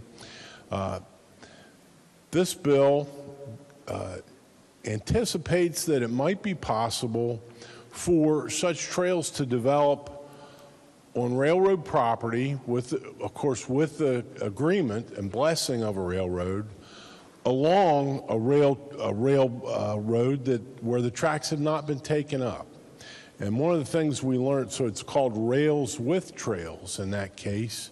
One of the things we learned in committee when we considered the bill, I always learn interesting things from my colleagues in the Senate in committee. But there are places in the state where the railroads had not removed their tracks because they believe some of them where trains have not run over them for generations. But they've left the tracks, particularly in the coal area, because they believe that there might be use for that. They might be needed someday in the future for the extraction of coal, mining of coal, and they've left the tracks. This bill would at least allow a county or municipality to approach them about creating a rail with trail, a trail alongside those railroad tracks.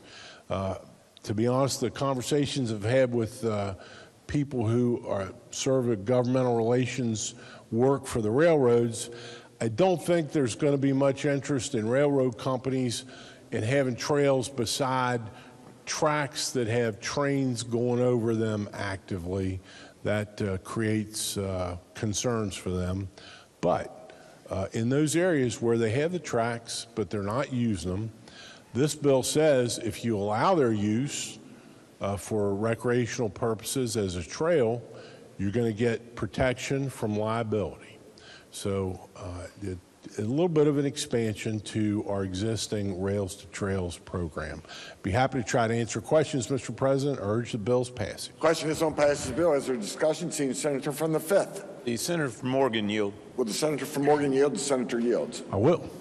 Senator, how will this affect when a bill that we passed a couple years ago and we allowed counties, more than 3 counties, to come together for the purpose of the limited liability statute? Will this affect that in any way? Let me double check with counsel because I don't want to give you an answer that is incorrect. I don't think so, but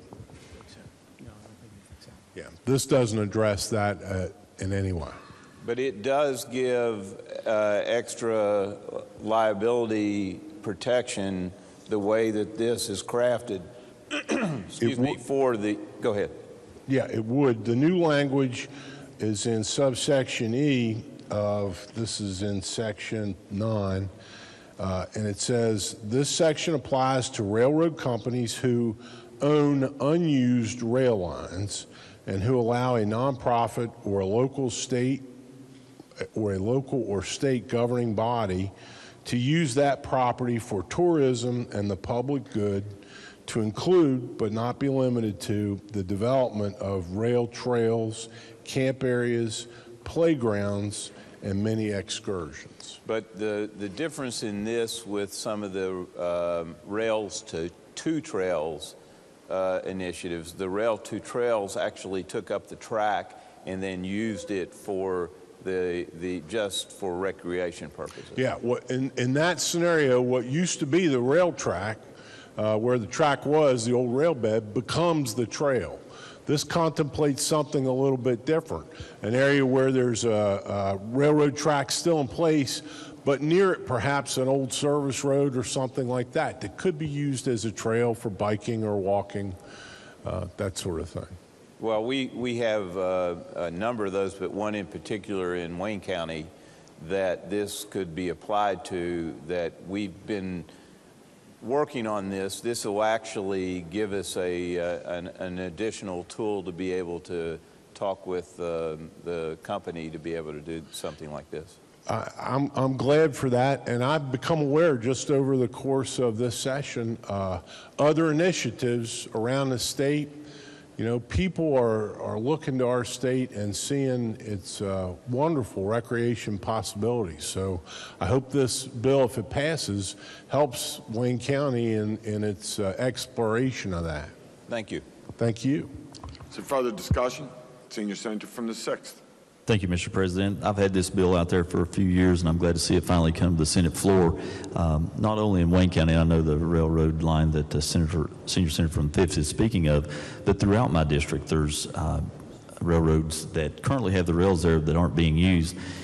So I approached the railroad companies, and their concern was liability. So this bill fixes that, and maybe we can allow some of these rail lines to be used for the goal of increased tourism and helping these communities. I support the bill. So further discussion? Senator from Wyoming. Thank you, Mr. President. It's my understanding that this is non-motorized vehicles on these trails, on new trails. Well, the Senator from Morgan yelled. I'm sorry. Senator from Morgan yelled. Would you yield? Absolutely, I will. And also that on any existing trails that don't already have perhaps vehicular traffic on it, it won't add that traffic to trails that may be used that do not allow it now. That's my understanding. Is that correct? That's actually current law, and it's preserved in this with these new concepts. It is limited to non-motorized at this point. Okay. Thank you. I rise in support of this bill, and it will help us put a trail in Wyoming County. Is there further discussion? If not, the question for the Senate is, shall the bill pass? All those in favor will vote yea. Those opposed will vote nay. The clerk shall prepare them.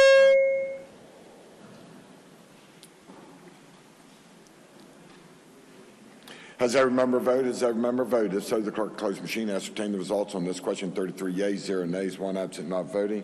More than a majority of those present voting having voted in the affirmative, I declare the bill passed. The clerk will communicate the actions of the Senate to the House. Engrossed committee substitute for Senate Bill 616 relating to confidentiality of court files and law enforcement records of certain enumerated offenses. Third reading of the bill. Question is on passage of the bill. Senator from Morgan. Thank you, Mr. President. The committee substitute for Senate Bill 616 would amend a single section in our state code.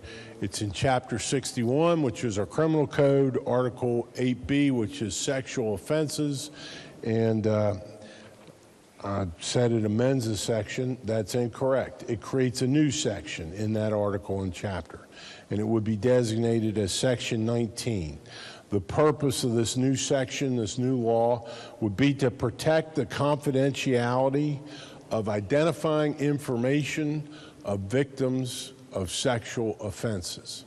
And that the main part of that is set forth in subsection A.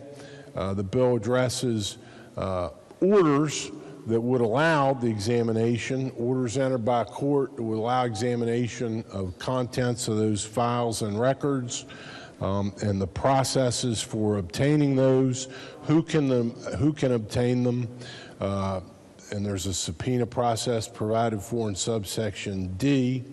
On subsection E, provides that if a victim requests decisions of the Intermediate Court of Appeals and the West Virginia Supreme Court of Appeals after a certain date involving offenses enumerated in subsection A would not contain the full names of the victim. So, Mr. President, we do that. There's a tradition in the law of doing that in cases involving sensitive facts, domestic relations, juvenile cases, and there's a request, subsection F contains a request to the Supreme Court to possibly promulgate rules to flesh out this act. Be happy to try to answer questions, urge passage. Question is on passage of the bill. Is there discussion?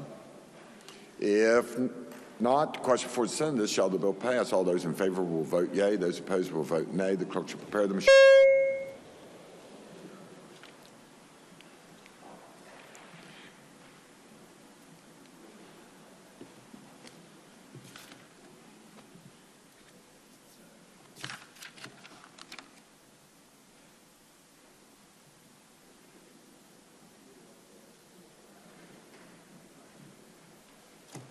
Has every member voted? Has every member voted? If so, the clerk close the machine. Ascertain the results on this question. 33 yeas, 0 nays, 1 absent, not voting.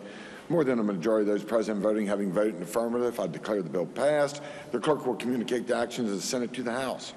Engrossed committee substitute for Senate Bill 622, establishing requirements for carbon dioxide sequestration. Senior Senator from the 17th. Thank you, Mr. President. I request unanimous consent that the bill be referred to the Committee on Rules. Is there objection? Chair hears none. So ordered. Engrossed House Joint Resolution 102, clarifying that policymaking and rulemaking authority of the State Board of Education is subject to legislative review, approval, amendment, or rejection. Senior Senator from the 17th. Thank you, Mr. President. I request unanimous consent that the resolution lie over 1 day while retaining its place on the calendar. Is there objection? Objection's been heard. Senior Senator from the 17th. Thank you, Mr. President. I move that the bill lie over 1 day while retaining its place on the calendar. All those in favor, Senator from Greenbrier. Thank you, Mr. President. Can we discuss that, the motion? Is that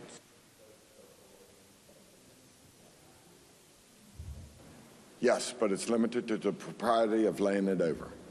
Okay, thank you. Well, as I spoke about earlier this week, I do think it's a good idea to lay this over and put it in committee and follow a past process so that senators get to see this in advance. So I would move that we send this to Finance and Judiciary for full consideration.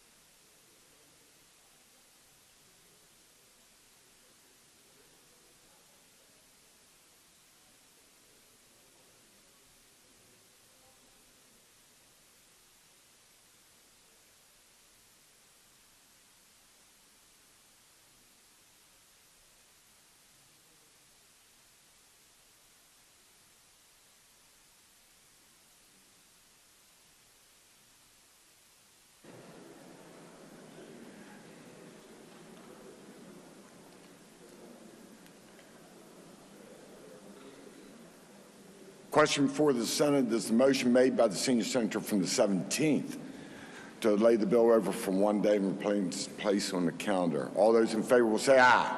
Aye. Those opposed, no. No. The ayes appear to have it. The ayes do have it. I declare the motion passed.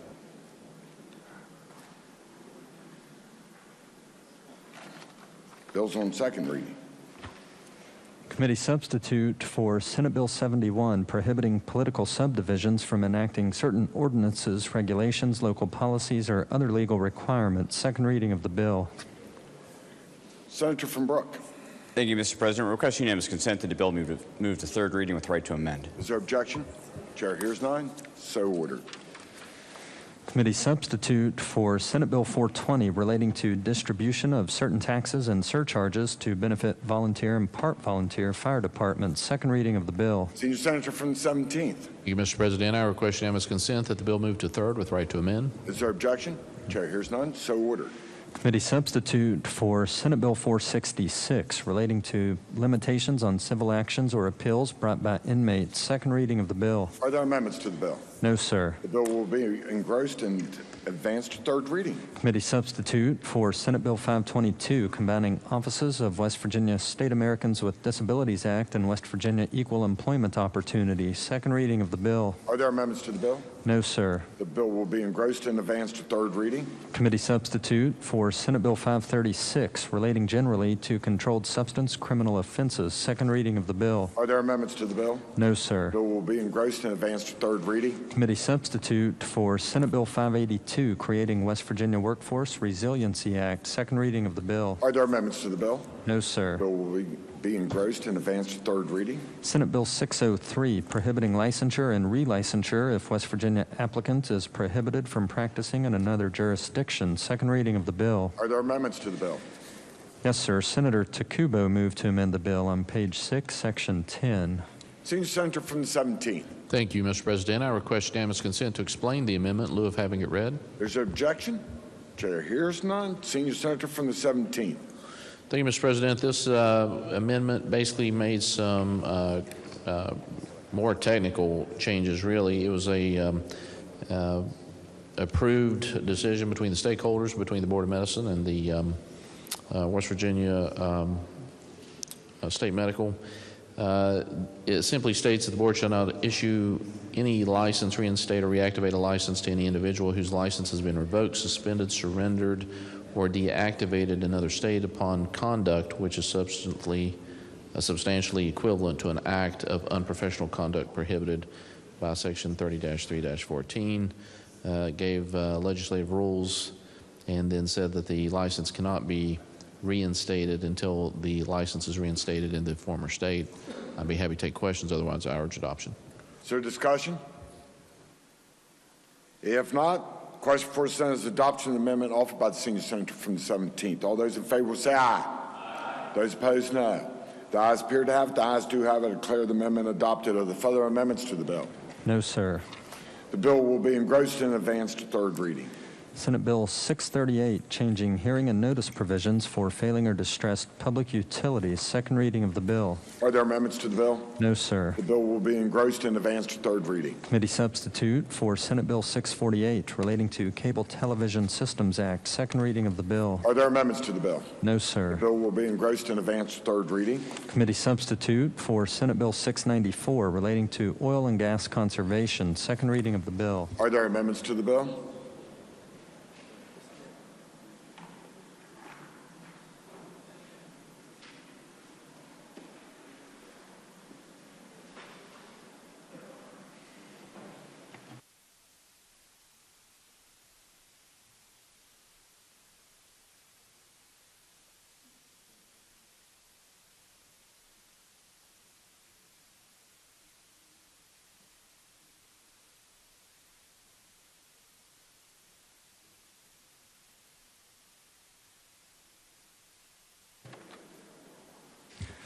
Yes, sir. Senator Tarr moved to amend the bill on page 24, section 7A. Senior Senator for the 4th. Thank you, Mr. President. I request unanimous consent to explain the amendments in lieu of having them read and have them all considered as one. Is there objection? Chair hears none. Senior Senator from the 4th. Mr. President, these amendments are technical in nature and are necessary to maintain consistency in terms and intent. I urge adoption of the amendment. Is there discussion? If not, the question for the Senate is adoption of the amendment offered by the Senior Senator from the 4th. All those in favor will say aye. Aye. Those opposed, no. The ayes appear to have it. The ayes do have it. I declare the amendment adopted. Are there further amendments to the bill? No, sir. The bill will be engrossed and advanced to third reading. Senior Senator from the 17th.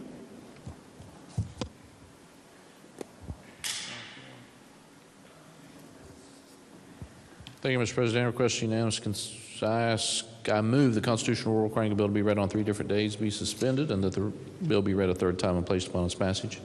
Senior Senator from the 17th moves that the constitutional rule requiring the bill be read on 3 different days be suspended and the bill be read a third time and placed upon its passage. All those in favor will vote yea. Those opposed will vote nay. The clerk shall prepare the machine.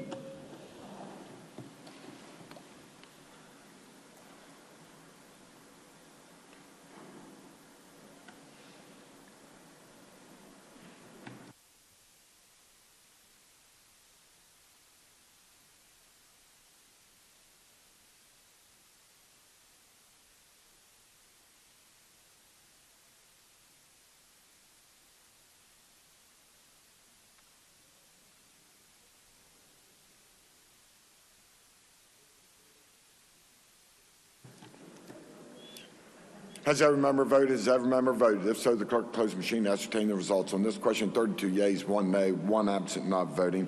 More than 4/5 of the members present and voting having voted in the affirmative, I declare the constitutional rules suspended. The clerk will read the bill a third time. Engrossed committee substitute for Senate Bill 694 relating to oil and gas conservation. Third reading of the bill. Question is on passage of the bill. Senior Senator from the 4th. Thank you, Mr. President. The purpose of this bill is to permit the integration of mineral interest for the creation of horizontal well drilling units for the exploration and production of natural gas, oil, and their constituent substances. I urge passage. Question is on passage of the bill. Is there discussion? If not, the question for the Senate is, shall the bill pass? All those in favor?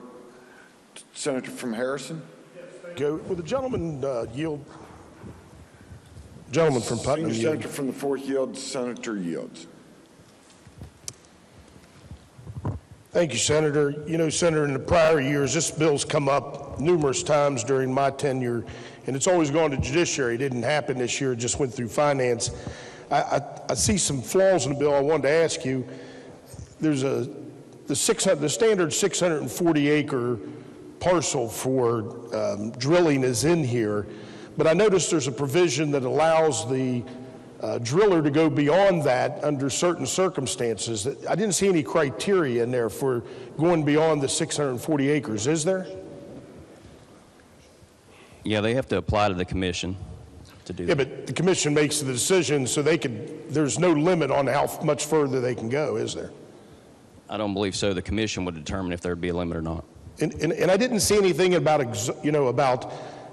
developing the entire 640-acre tract. There isn't anything, is there? That's known as a Pew clause. That's correct. Yeah. Are you concerned? I'm concerned because typically, in oil and gas, and I don't do a lot of oil and gas work. Matter of fact, I do very little.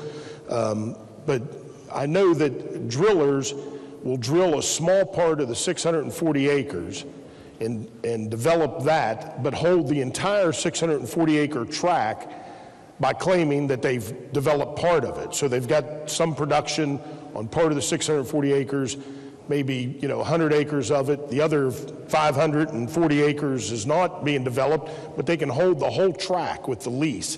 Is there anything in there that requires development of the entire tract? No. I mean, do you think, did the committee discuss that? Is that a good idea? Was there any attempts to? It did not come up in the committee. And I also noticed that there's an awful lot of confidentiality here. For example, when they go to the commission, there's confidential disclosure of what expenses they're deducting from the royalty owners.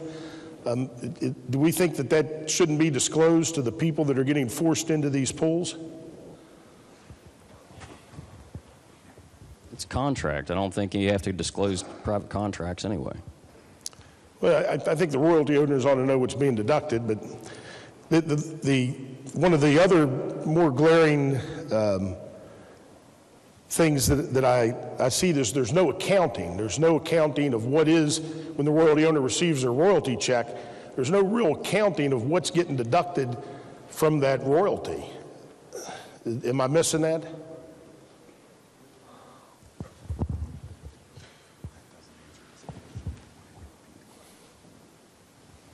Can you repeat the question, please? Sure. I don't see any accounting for the net royalty to the royalty owner, to the individual who's getting forced into this pool, you know, whether they want to be in it or not, don't really have any control over the terms. I don't see any real accounting of what is being deducted from the gross production royalty getting down to the net royalty, or how they're calculating the gross royalty, you know, what they're deducting from the production gross revenue to get to the, you know, first the gross royalty and then the accounting to the net royalty. Is there accounting for both legs of that? It's not addressed in the bill. Okay. Thank you, Senator, for your moment. Mr. President, with your permission. Speak to the bill. Yeah, you know, we've had these bills up here for numerous years now. I mean, this might be the 8th year, and I've been here 8 years. And, you know, the bill, you know, always seems to be able to go through judiciary, and there's a reason for that. There's a lot of legal consequences to these things, and I'm sure finance is, you know, capably manned, and certainly the chairman's a bright person, but there's a reason it's always gone to judiciary, because there's so many legal ramifications to the citizens of West Virginia. By a force pulling bill, we're forcing people to give up their property rights without any ability to negotiate, you know, under certain terms here. And, you know, just a few of these issues, and, you know, again, the bill's long and it's complicated, and you know, but the commission has tremendous power. The commission is going to receive confidential information like deductions. There's been numerous suits regarding improper deductions by drilling companies that have been taken illegally over the years. Been some really, you know, really large and disastrous suits because there's been a lack of disclosure. Now, this isn't going to be disclosed under this bill to the people who are being forced into these pools. There's no accounting. How do you know what you're supposed to get if there's no accounting as to how they arrived to the amount? You know, I just can't go along with that, Senator, and perhaps, or Mr. President. Perhaps the most concerning is the Pew Clause is a basic tenet of every oil and gas lease that I've ever been a part of. And there's a reason for that. It's because drillers can hold acreage as long as there's a well producing on that acreage. Now, we have a 640-acre parcel that's permitted by this bill, but there's no requirement that the entire 640 acres be developed. What that means is a small part of that acreage could be developed, and it holds the entire 640 acres. That's bad for West Virginia citizens who are forced in that pool, and it's bad for West Virginia because we're not producing all the gas we can from a particular parcel under this bill. 640 acres is a lot of oil and gas. I really have to object, Mr. President. This bill did not go through judiciary. We're very capable too. Our chairman is very capable. We've addressed these bills before. We've made them better. This one, we did not have that opportunity. For that reason, I urge a no vote, Mr. President. Further discussion. Senator from Boone. Thank you, Mr. President. Would the chairman yield again, please? Senior Senator from the 4th yield, the senator yields. Thank you. You know, we had a lot of interested parties in this bill, that they've come together, the best I can tell. Is that your understanding? The landowners, the property owners, the mineral owners, the drillers? That's correct. Yeah, I mean, that was my take on this, that again, this was historically, I've been here a while too, and historically this is frequently a bloodbath down here, but I'd never in my career here seen people come together basically holding hands saying this is the bill we want. And that's your understanding as well? That is my understanding. Thank you. Further discussion? Senator from Tucker. Thank you, Mr. President. I'm somewhat familiar with this because we've been dealing with it since, 2014. A lot of the concerns the gentleman from that's his other brother, Harrison, thank you, that's the same thing.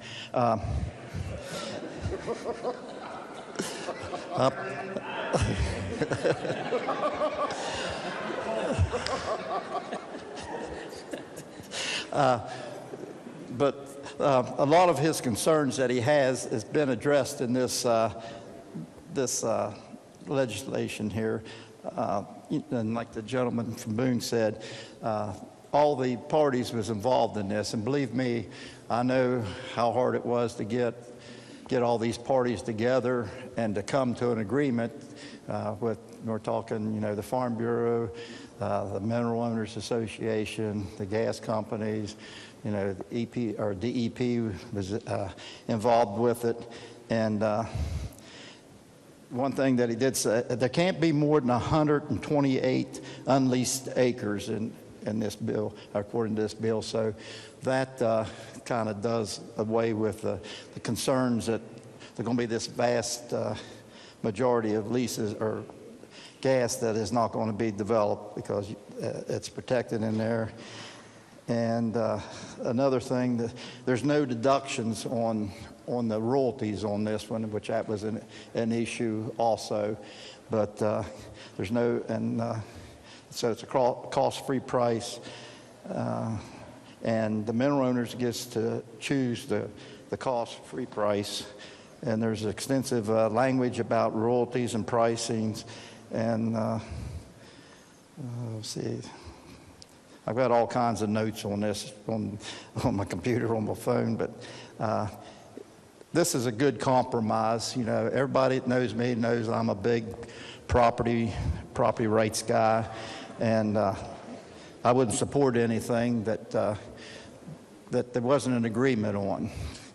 And for you that have been around this body for several years knows how hard this was to come by.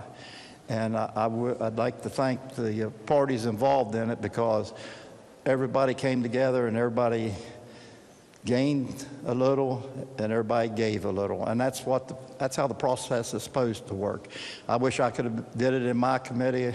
I got to give kudos to the finance chairman for bringing them together and getting this done. I'm going to, after session, get with him and find out just how you do that, because I've always taken a lot of pride in trying to do that. But this is, I know there's some concerns on it, but I'm telling you, this is a good piece of legislation. And with the mineral owners, property owners, gas companies, they all win on this, because everyone knows that the price of gas is going to go sky high. And it's not fair, they have to have 75%.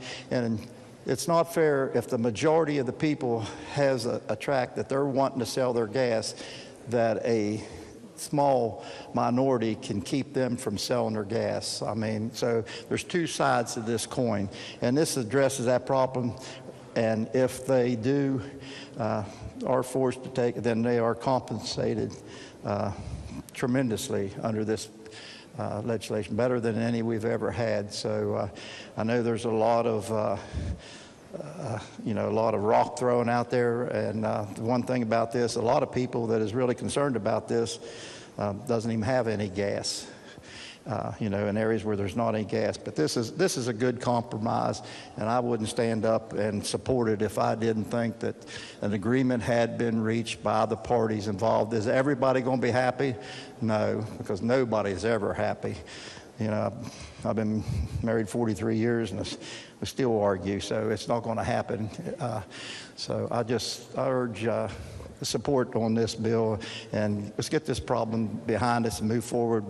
I'm sure we'll be back in future sessions addressing this problem, to tweak it. So, but I do urge passage. Thank you, Mr. President. Senator from Cabell. Thank you, Mr. President. I likewise rise in support of the bill, but for a slightly different reason. One of my personal heroes, John McCain, once famously stated, "Russia is nothing more than a glorified gas station."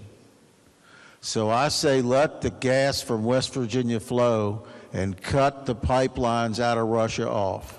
Thank you, Mr. President. Is there further discussion? If not, question before Senate, this shall the bill pass. All those in favor will vote yea. Those opposed will vote nay. The clerk shall prepare the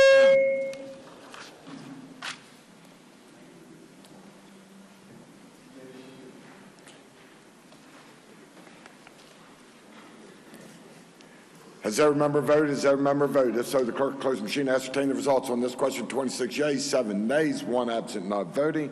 More than a majority of those present voting having voted in affirmative, I declare the bill passed. The clerk will communicate the action to the Senate. Committee substitute for Senate Bill 698 relating to number and selection of members for Governor's Veterans Council. Second reading of the bill.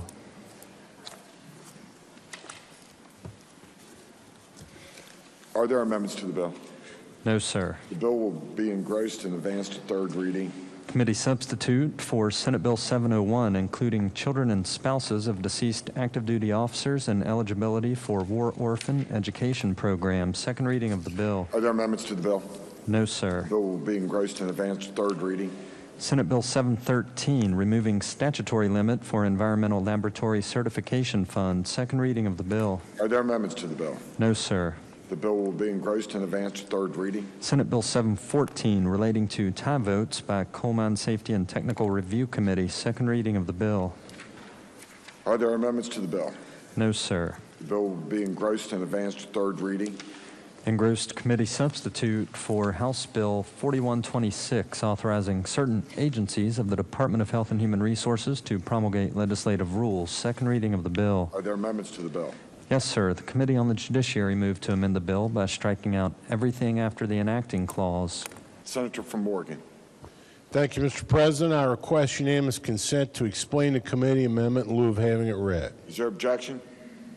Chair hears none. Senator from Morgan.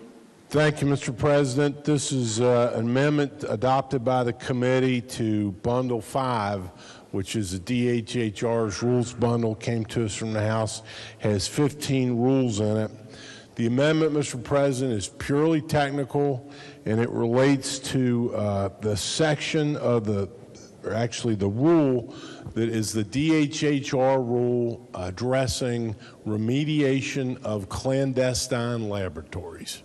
I urge adoption of the amendment. Is there further discussion? If not, the question before the Senate is adoption of the amendment offered by the Committee on the Judiciary. All those in favor say aye. Aye. Those opposed, no. The ayes appear to have it. The ayes do have it. I declare the amendment adopted. Are there further amendments to the bill? No, sir. The bill will be advanced to third reading. Bills on first reading. Senior Senator from the 17th.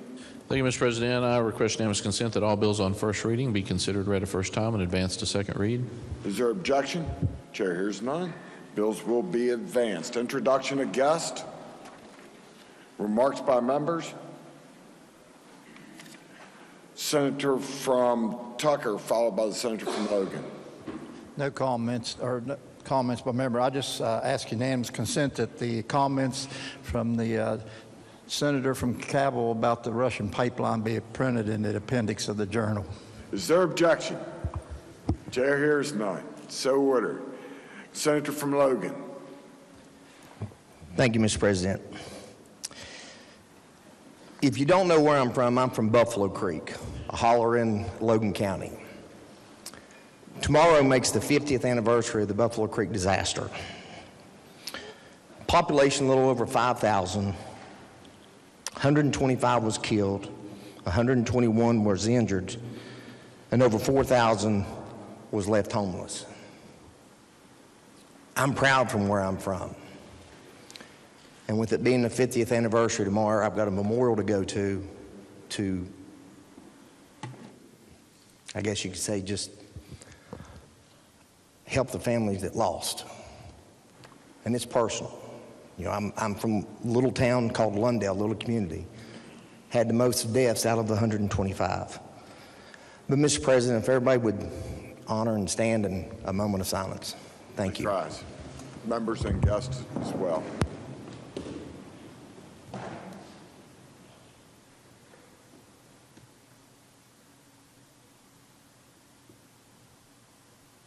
Thank you. Further remarks by members. Senator from Boone. Thank you, Mr. President. I ask unanimous consent that the remarks by the Senator from Logan be printed in the appendix of the journal. Is there objection? Chair hears none. So ordered. Further remarks. Senator from Randolph. Thank you, Mr. President. Yeah, so much of what we do here is about creating opportunities for people of West Virginia, opportunities for better education, better jobs, better opportunities to create businesses. And, we've worked on some legislation today that just does that.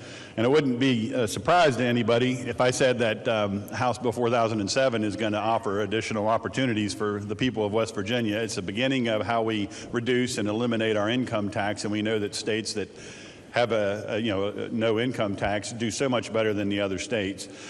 But Mr. President, I think it's also worth noting that House Bill 4007 offers an opportunity to every member of this body, much as it already offered and was exercised the opportunities for the members of the House chamber.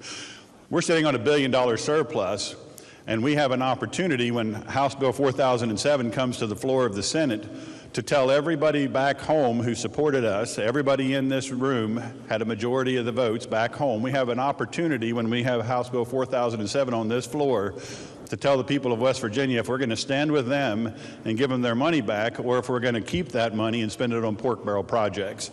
So I think that we owe it to ourselves to give ourselves the opportunity to tell the voters back home where we stand. So, Mr. President, I would ask that we get House Bill 4007 here so that everybody can exercise that opportunity. Further remarks, Senator from Brooke. Thank you, Mr. President. Last week, and this is something that we talked about yesterday as well, many of you might remember when I discussed the Ukrainian family that moved to Weirton, that my wife and I have become friends with and have really been embraced by the community there. Obviously, it's been a very difficult past couple of days for them.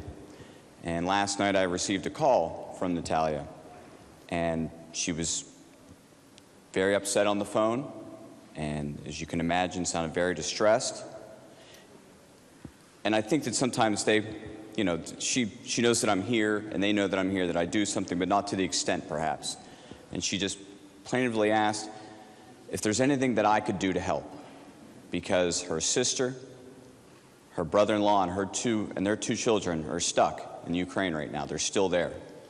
And she asked if I could help get answers as to how they could get out of there and into a foreign country and come to the United States. And so this morning, I spent my time here very early calling the embassies in Budapest, in Slovakia, and Poland, trying to get answers as to how, if they can get there, how can they get a visa to come to the United States? And I haven't been able to get any answers. I talked to some people, but I didn't talk to anybody that knew an answer. And it's a different situation, but not wholly different from the situation in Afghanistan, when there were people that were innocent, that were going to be slaughtered and killed as the Taliban took over, who needed to get out. Some who had helped us during the war, some who hadn't, but were still good people. And I'm afraid, Mr. President, everything that I've searched online and the conversations that I had, that this administration doesn't have a plan to help these people who may want to come to the United States either, that have family here and want to get a non-immigrant visa to come here, to escape what's going on there. The people that I talked to just didn't have any answers. And I said yesterday here on the Senate floor that I'm praying for our president's success, because his success is the success of the Western world in the United States as he negotiates through this complex tragedy. But my faith, Mr. President, is waning, because I thought a lot about this administration. I thought a lot about the current president's time as the vice president in the Obama administration, when that administration's Secretary of State decided to hit the reset button with the foreign minister of Russia, a man who this morning I listened to on the news for a half hour lie through his teeth about militarism and Nazism. And that's why they were going into Ukraine, to protect the people from democracy and hand them democracy. He lied the entire time. This is all nothing but the Russians' self-created crisis for their own ends. And I thought about 2012, when then President Obama said to then President of Russia, Dmitry Medvedev, just give me till the election. I'll have a little bit more flexibility after that. I'm worried, Mr. President, because our current president was the vice president through two terms of appeasement to Russia, through the Crimean disaster of 2014, the Georgian disaster. Actually, that happened directly right before the administration, and my apologies. And I'm concerned, Mr. President. I want to leave the politics out of this, but I'm just worried about this administration and what they're doing. And so I'm going to continue to have faith in the president. It's waning, but I'm going to continue to pray for him, continue to have faith in him, because we need his success. We need to ensure that people who want to get out and are going to try to come to America because they have family here can, so that they don't lose their lives to a bloodthirsty regime that's currently sweeping through their country. Thank you, Mr. President. Further remarks. Senior Senator from the 6th. Unanimous consent to return to the 11th order of business for purpose of an introduction. Second order of business. So ordered. Okay. Thank you, Mr. President. Seated in the North Gallery, we have Tim Wetzel from Clarksburg, and on behalf of the Senator from Harrison Lewis, I would like for the Senate to join me in making him welcome.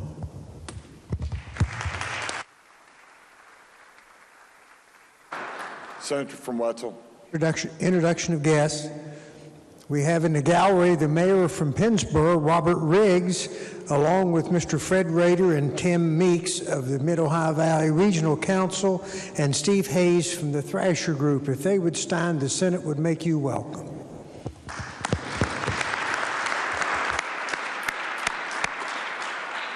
Are there further introductions? Miscellaneous business, Senior Senator from the 17th. President, I request Emmett. We closed out of remarks and was moving over.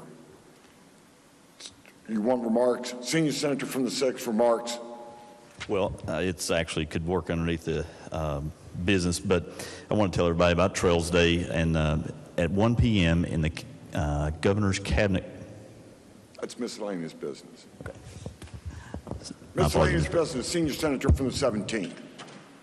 Thank you, Mr. President. I request unanimous consent that the remarks under remarks by our senator from Brook be printed in the appendix of the journal. Is there objection? Chair hears none. So ordered. Thank you, Mr. President. Subject to announcements, I move the Senate stand adjourned until Monday at 11 a.m.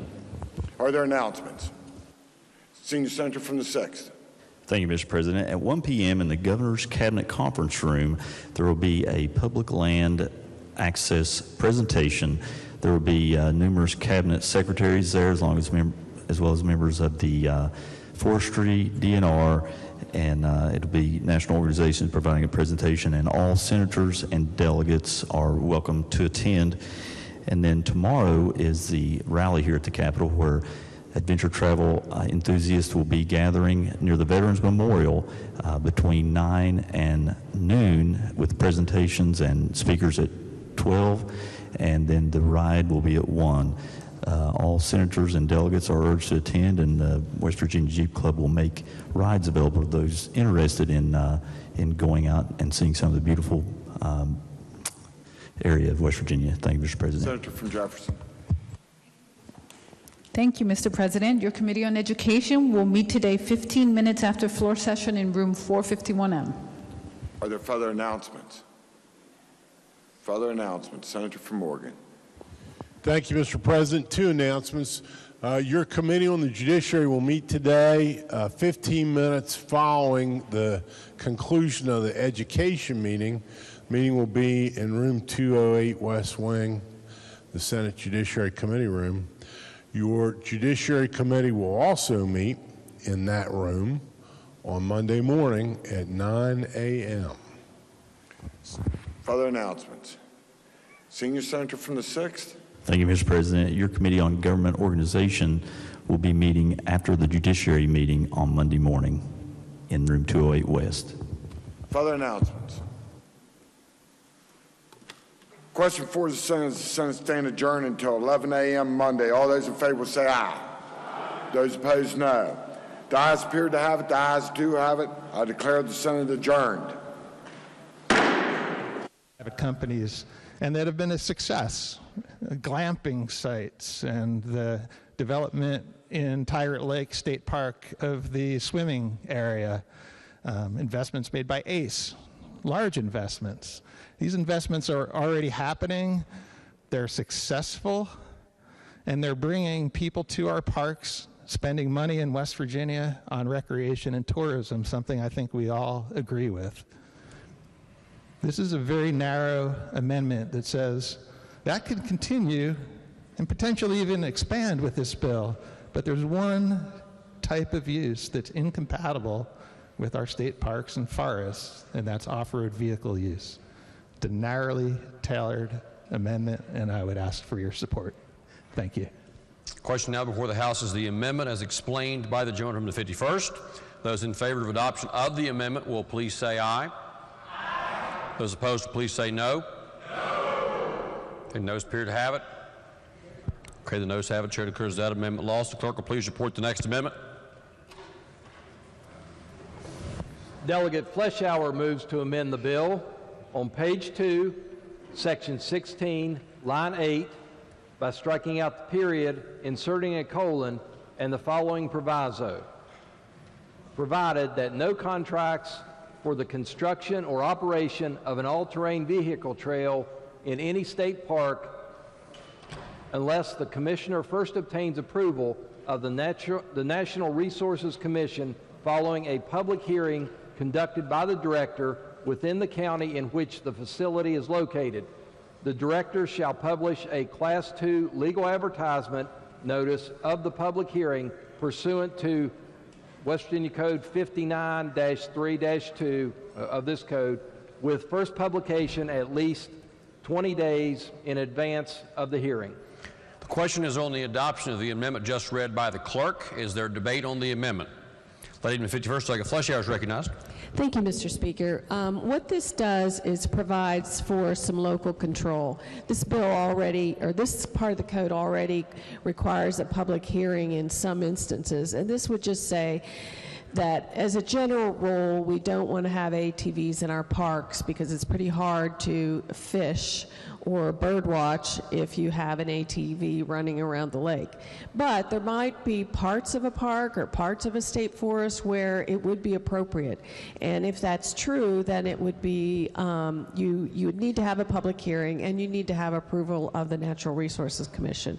So I think this provides some checks to what I think most of our park visitors want, and it allows for flexibility. I urge adoption.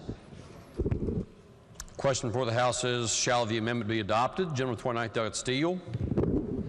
Thank you, Mr. Speaker. We actually had a similar amendment to this in the committee in which we rejected the idea of placing a Class II legal advertisement notice. The committee rejected that as well. We've somewhat addressed this in the prior amendment with the all-terrain vehicles. So given the debate and what we heard in here on the last amendment, as well as how this legal advertisement was rejected by the committee when this went through the committee, I would urge rejection of the amendment. Question again is on the adoption of the amendment. Is there discussion on the amendment? Okay, if not, the question is, shall the amendment be adopted? Those in favor of adoption of the... Lady in the 51st, Delegate Fleischhauer is recognized. Thank you. I just want to close. We did not discuss having a public hearing or on this in the committee. That wasn't part of any amendment. And the reason you have notice is so that people know that there's going to be a public hearing in the county. I think this is good for local control, and it doesn't cause harm to the rest of the bill. I urge adoption. Again, the question is, shall the amendment be adopted? Those in favor of adoption of the amendment will please say aye. Aye. Those opposed will please say no. No. The noes appear to have it. Okay, the noes have it. Chair declares that amendment lost. Are there other amendments? Delegate Fass moves to amend the bill on page 1, section 15, line 14, following the word code by inserting the following: provided that nothing in this article should be construed as permitting the establishment of a casino in any state park facility. Question before the House is the adoption of the amendment just read by the clerk. Is there discussion on the amendment? Gentleman 32nd, Delegate Fass is recognized. Thank you very much, Mr. Speaker. We're talking about our state parks, a family atmosphere.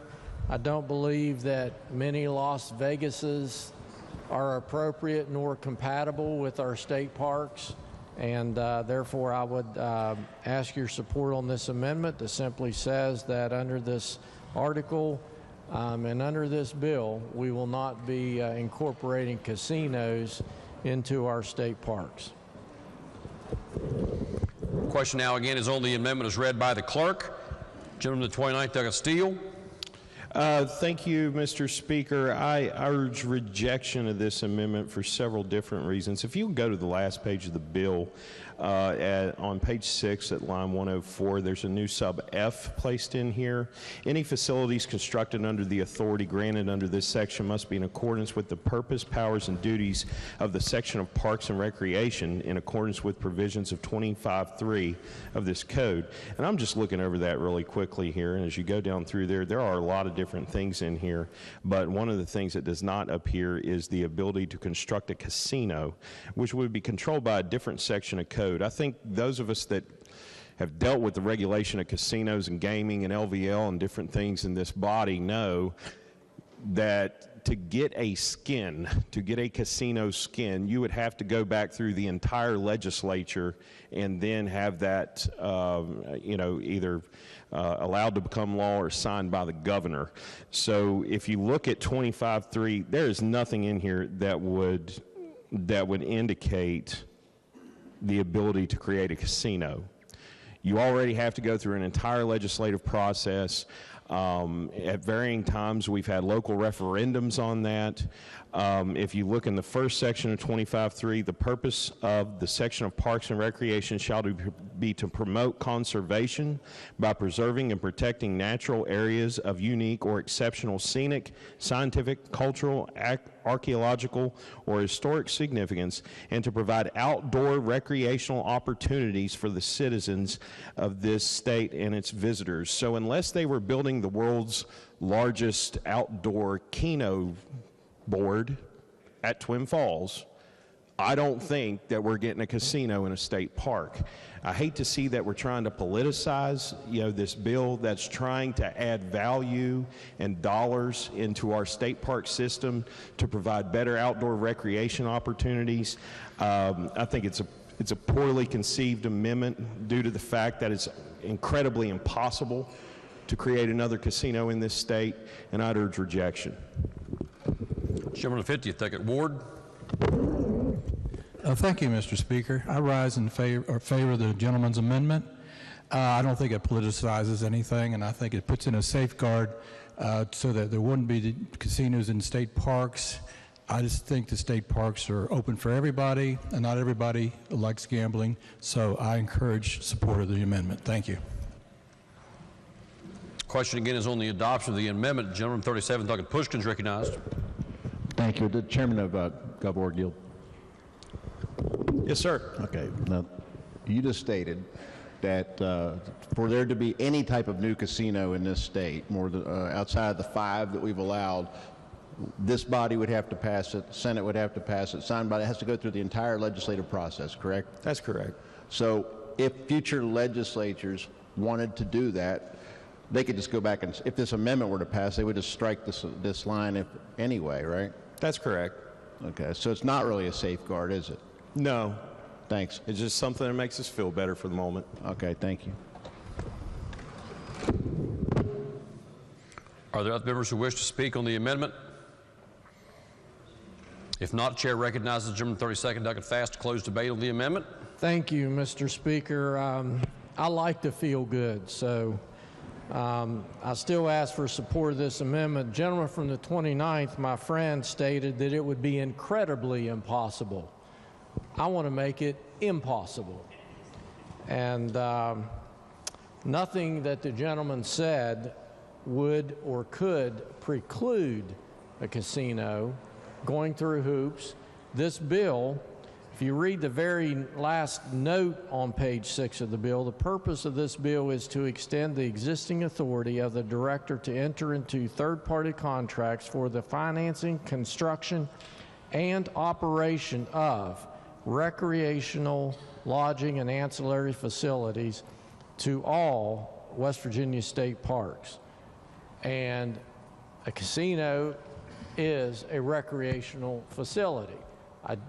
I don't want to make it incredibly impossible. I want to make it impossible. That's why we're here. That's why you're specific. I ask for support of the amendment. The question is on the adoption of the amendment as read by the clerk. Those in favor of adoption of the amendment, a roll call vote was demanded. Is the demand sustained? Demand is sustained. Question is, shall the amendment be adopted? Those in favor of adoption of the amendment will vote aye. Those opposed will vote no. The clerk will prepare the machine.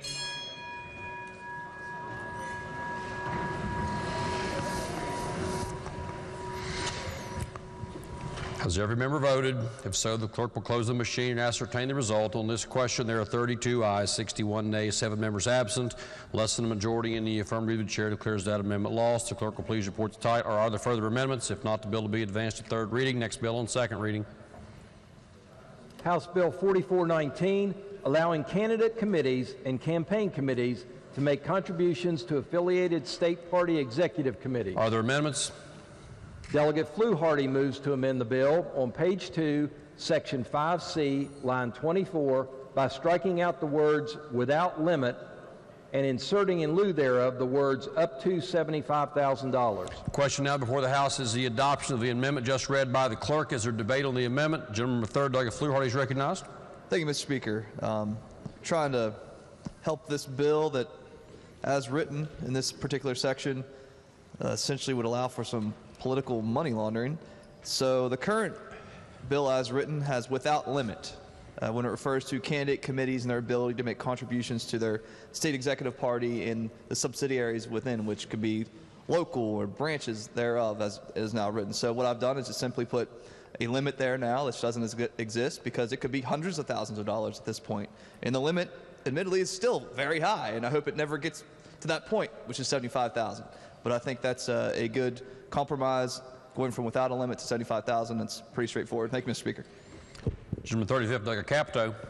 Thank you very much, Mr. Speaker. I rise in support of the gentleman's amendment. I think it's a reasonable cap to be placed in the bill, and I plan to support it, and I urge others to do the same. Is there further debate on the amendment? If not, those in favor of adoption of the amendment will please say aye. Aye. Those opposed will please say no. The ayes appear to have it. Okay, the ayes have it. Chair declares that amendment adopted. Are there further amendments? If not, the bill will be advanced to third reading. Next bill on second reading.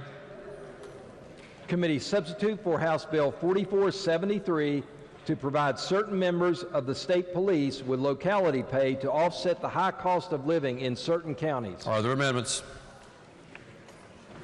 Delegate Foster moves to amend the bill on page 1, section 5A, line 5, by striking out the following: provided that in any fiscal year no more than 3 counties may be so designated, and on line 6 by striking the word "such" and making technical changes on line 6 to capitalize the word "locality." Question before the House is the adoption of the amendment just read by the clerk. Gentleman 15th, Delegate Foster. Thank you, Mr. Speaker. Just to further explain the amendment, I think reading it does about that. But essentially all this does is remove the language that provides that it'll only be 3 counties. So that's removing that language and making it so that in the discretion of the superintendent, it may apply to any counties in the state in which this locality place should apply. Gentleman 64th, Delegate Householder. All right, thank you, Mr. Speaker. And ladies and gentlemen, my good friend from the 15th Amendment, it seems to be basically an innocuous amendment, but it is not. It lacks fiscal responsibility by removing the guardrails of the 3 counties. And then his amendment allows basically an executive agency to define what those guardrails are, and that's not a wise decision at any time. We need to take prudent steps. We need to take responsible steps to see if this will work, and we do not have endless buckets of money. Now, the state police has only identified 3 counties so far, and they advised us that they have the money for that, so there's no impact to our budget for this year. The representative was fine with 3 counties for now. And when the state police identifies more counties, we'll see whether or not there's money for that too. I urge rejection. The gentleman 29th, Douglas Steele. Would the chairman yield? Yes. You said the state police had identified the 3 counties that would get it. What are those? The 3 counties that were identified in the fiscal note are Jefferson, Berkeley, and Morgan. Okay, so if the state police wanted to expand that to 10 counties, I mean, wouldn't they only be able to fund as much as what would be put in the budget for it? No, what the state police should do is come back and ask us, and then we make that determination. We make that decision. You should never give an executive agency ultimate goal. I mean, it's the same thing like, do you ever tell your kids to go buy everything online and then tell them later, hey, I'm sorry, I'm not going to give you the money? That's the reason. Yeah, but if they didn't have the money to do it, then they could only do as many counties as they saw fit if it was already in the budget that way. I mean, ultimately, you would be funding it through the budget. Some future superintendent could be subjected to some political whims or political pressure and just say, okay, we're going to open it up to 10, 12, 15, 20 counties. I mean, let the legislature make that decision. That's why we have 3 counties. Don't remove the guardrails. That's not a wise decision. I mean, you do acknowledge that those 3 counties are in the Eastern Panhandle. I acknowledge that this bill talks about a pay disparity, that the superintendent of the state police came over and said that there's a pay disparity for 3 counties in the state of West Virginia. Were different things taken into account, like the crime rates of the varying counties, or anything of that nature? Right now, the Eastern Panhandle areas are losing troopers. It's harder to retain them, recruit them, and we lost 3 last week or last couple weeks, according to testimony in finance. And from my understanding of some of that talk, it's competing with local agencies like the sheriff's departments and the city police departments and so forth in those same areas, right? There's always a competition of local and federal. Okay. Yeah. So it's not so much that there's not adequate police protection in those places, it's just that the state police's pay is not competitive with the other local agencies in those places. The state police said they can no longer provide 24-hour coverage. That's how bad it is right now in the Eastern Panhandle. They don't provide 24-hour coverage in most of the state, though, isn't that right? They said testimony right now they're providing it in southern West Virginia, most of the counties, but in the Eastern Panhandle, they're having a tough time. They're not even taking calls. Okay. Thank you. The gentleman from the 39th, Douglas Farrell. Thank you, Mr. Speaker. I'd like to rise in support of the gentleman's amendment. I don't think it's any secret in here. Most of the delegation knows where I stand on this. I am for those officers. I understand they have an acute situation in the Eastern Panhandle, but I don't know how we pick winners and losers in this. I think we looked at it the other night, and even if we gave everybody, all of our officers across the state, $10,000 raise annually, it still doesn't catch them up to surrounding states. But even if we went to 10, I think it's like just a little over $6 million fiscal note. Now, I'm not working in the finance here side of it and finance committee, but I don't know of any more priority. These men and women put their lives on the line every day, and I don't know how you say that the ones in Morgan County are more at risk than the ones in Raleigh County or Mercer County or Hancock County, wherever they're at. I don't know how we pick winners and losers. I mean, with the money that we spend in here from October on and internet and everything else, and we can't find $6 million. I know this amendment doesn't go specifically at that. It just gives the superintendent the opportunity to look at it in a broader scope. But guys, ladies and gentlemen, I just think and I'm a teacher, and I can tell you the governor came out with a broad brush 5% across the board. I can't imagine any group of teachers that would say, you know what, we want our 5% over giving these state troopers what they need to at least come up somewhere close to the surrounding states. I mean, these are supposed to be, and we could argue EMS, fire, our sheriffs and our local police, all very similar. They're first responders, and they deserve the best of what we can give them. But these state troopers are the best of the best of what we're supposed to have in the state of West Virginia. We need to treat them like that. All of them, not just the ones in 2 or 3 counties, everybody's county. We need to be able to do that. And for that reason, I at least think that the gentleman from the 15th Amendment starts to head in a better direction of where we need to be with that. For that reason, I rise in support of the amendment. Lady in the fourth, Dr. Zukoff. Thank you, Mr. Speaker. I'd like to stand in support of this amendment as well. We've heard from the finance chair this year that we're doing so well. We can afford the income tax deduction. We can afford to not put a severance tax on rare earth minerals for several years. We hear how well we're doing from the governor. We're on a rocket ship ride with all this extra money we have. You heard me speak on our remarks by members on Wednesday how important it was. We have 70 state policemen that are of age to retire. 70 state policemen. They're like the other agencies in our state. We have a deficit. I'd like to see us do more. We need to look at this, if we're going to look at differentiating our pay. You know, when we were at the height of the oil and gas industry in the northern part of the state, we couldn't keep CDL drivers at DOH because they would be taken by private industry, and it harmed our roads. The governor admitted at the time we had the worst, Marshall County had the worst roads in the state. That was one of the issues. In the northern panhandle, just like in the eastern panhandle, our teachers can go 15 minutes either way, and they can make $10,000 more a year, and it's impacting us.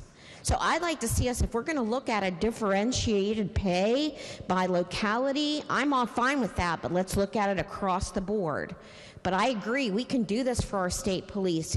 We don't want a crisis in our state police area. If we don't do something soon to give them a raise, we're gonna lose those services, and they're critical. So let's support our police today, and let's pass this amendment. Thank you, Mr. Speaker. Gentleman 30th, Doug Bates. Thank you, Mr. Speaker. With the chairman yield for a question, thank you. So I think this morning you passed another bill out of committee. I was listening in that was a locality pay issue for correctional officers. Correct. Did that bill, did it have a restriction on where that locality pay could be applied? On five facilities. So it specifically named the facilities that were. Yes. Okay, but it gave the discretion But to. not directly in the bill. It gave the secretary more discretion. Yeah, so it gave him discretion, so he could decide in those facilities if he needed to raise it up to a certain amount. That's correct. So the difference between that bill and this bill is that this is a set amount of money, and it's three counties. That's correct. Okay, and there's no discretion, and it's county-wide as opposed to facility-wide. Okay. Yeah, now, big difference. And one more, if I can. I understand there are offices that they're transferring's the wrong word. They're bringing up to the Eastern Panhandle to try to help with coverage. Is that correct, or am I mistaken? That the state police are putting people on temporary assignment, or is that going on or not?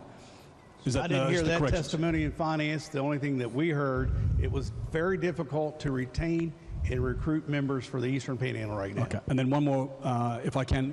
I think the fiscal notes, the price tag's $450 something. $497,000. And keep in mind, the troopers are also getting a pay raise in the budget bill this year. Excellent. Yeah. So, and I think the superintendent said that he could cover that in his existing budget. That's exactly right. If he doesn't have the money in his existing budget, and it's and he doesn't have any more money in his existing budget, and we give him the flexibility to do it at any locality, he could still limit it to 3 if he chose to. He could, but the most important part is he has to come back and ask. We have to appropriate the money. Well, he was going to have to do that anyway. That's the wise decision. Well, my understanding is he'd have to do that anyway because he can't appropriate. We set his budget. So if he's got the money now, he can spend the money now. He's going to have to come back for the money next year for that amount plus anything else he would like to do. Makes it a lot tougher if you open it up to all 55 counties.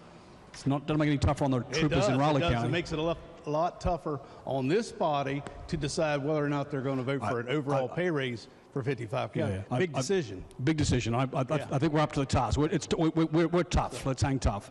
I support the amendment. Thank you, Mr. Speaker.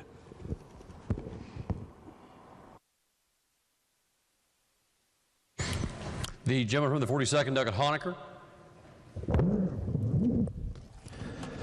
Thank you, Mr. Speaker. I would like to just simply give all of us something to think about today.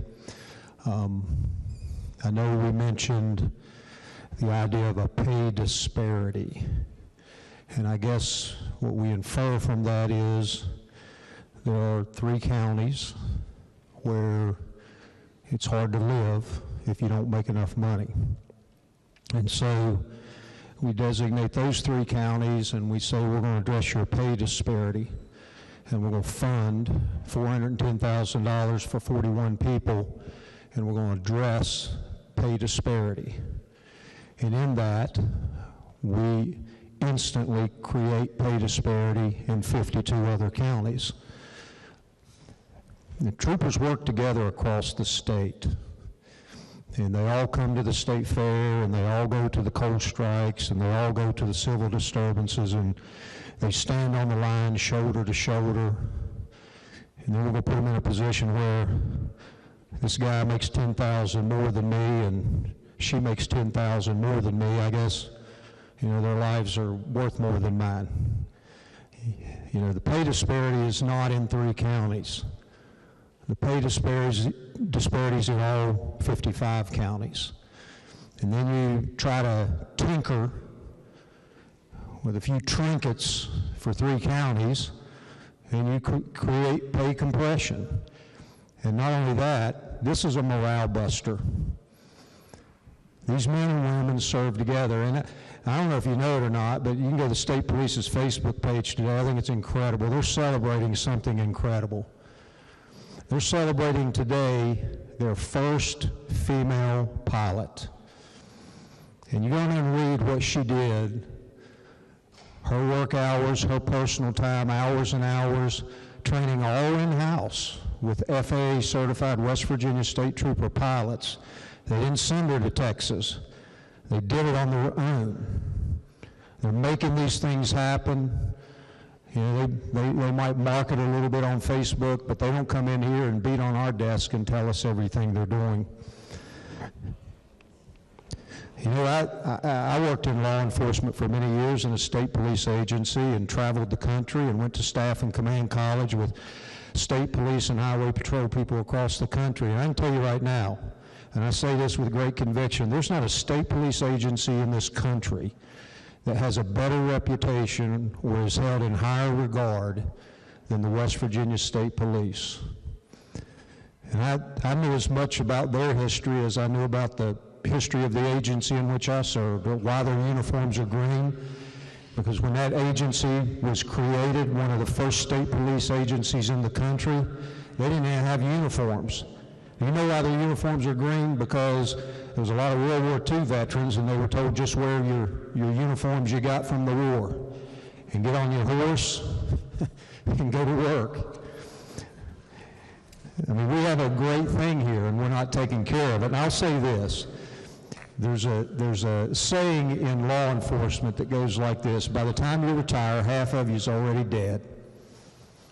And there's a reason that expression permeates law enforcement. It's because by the time you get 20, 25 years, 28 and a half years into this, it does feel like half of you's dead. Because you've walked through other people's blood, you've been in a few shootouts, you've seen a lot of dead people, including dead children. You've seen your brothers and sisters around you die, you've carried their caskets, you've folded their flags.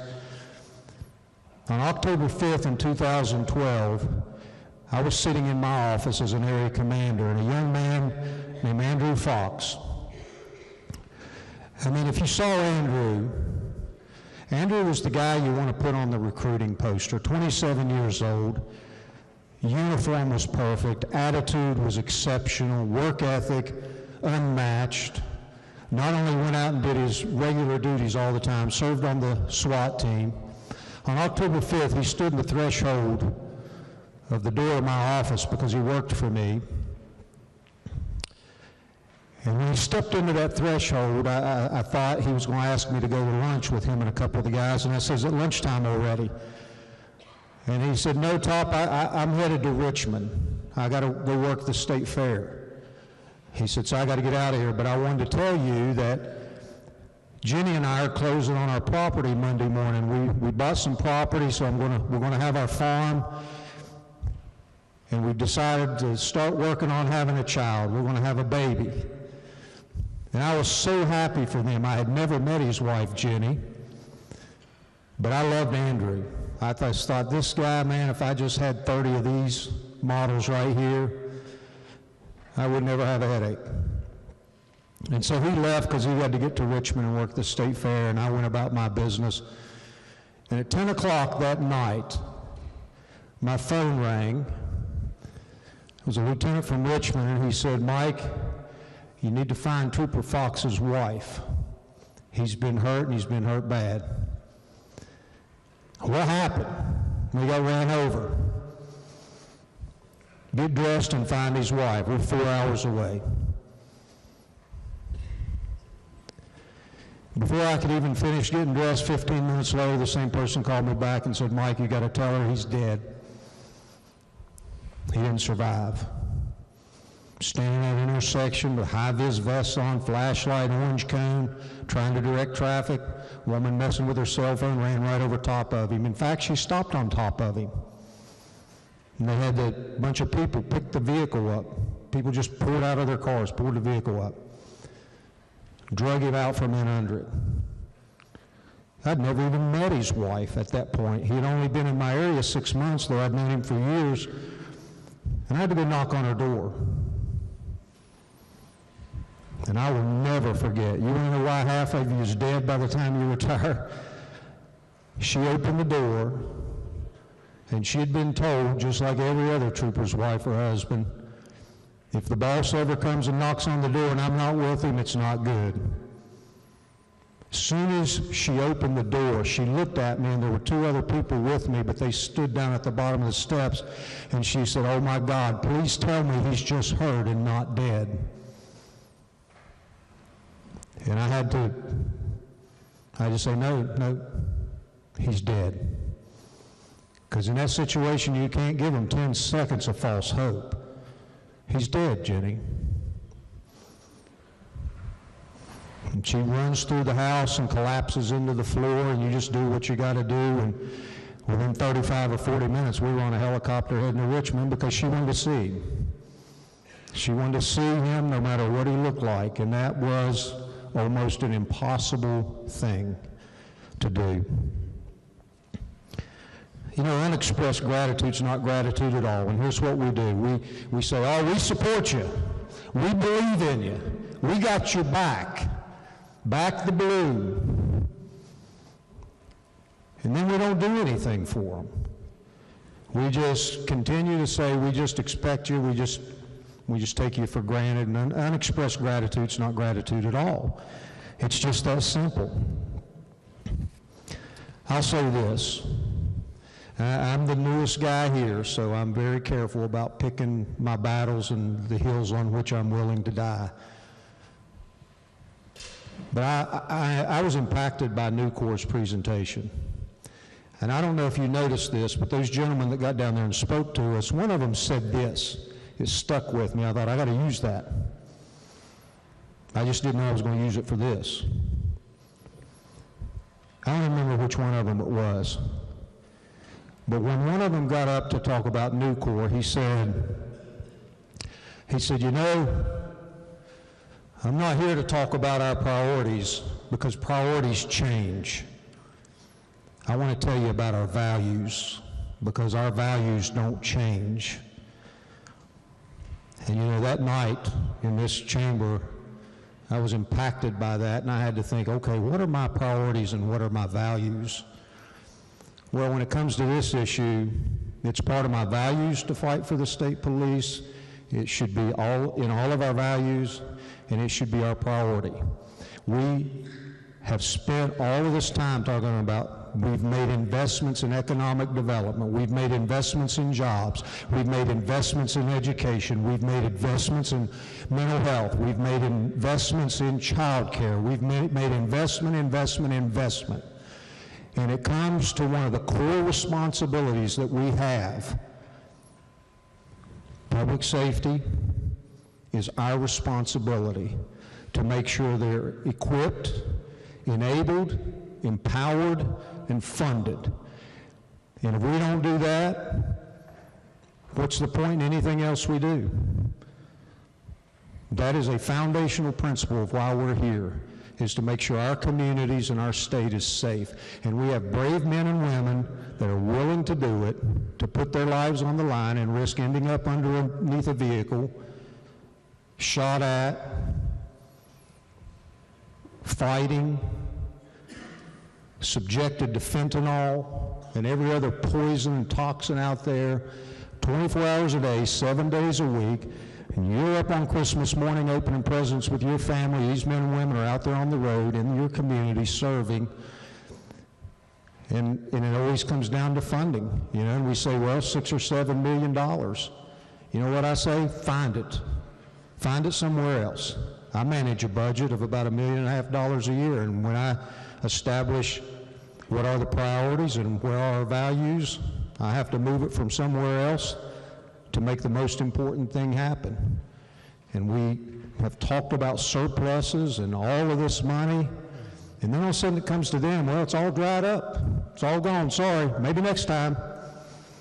But we'll take 3 counties and fix them, and we'll leave the other 52 out. I rise in support of this amendment. I think we got work to do, and I just think we need to find what we need to find to make this happen in all 55 counties, $10,000 a year. Thank you. The lady in the 49th, Douglas Summers. Thank you, Mr. Speaker. I ask unanimous consent to postpone action 1 day to obtain a fiscal note. Okay, objection is heard. I move. 49th. I move that we postpone action 1 day. Okay, the question is on the motion that action be postponed 1 day. Those in favor of the motion that action be postponed on the bill by 1 day will vote aye. Those opposed will vote no. The clerk will prepare the machine. Oh, the note, Chair did not see if the demand was sustained. Is the demand sustained? Demand is sustained. Question is on the motion. The clerk's already opened the machine. Those in favor of the motion to postpone action 1 day will vote aye. Those opposed will vote no. Clerk will prepare the machine.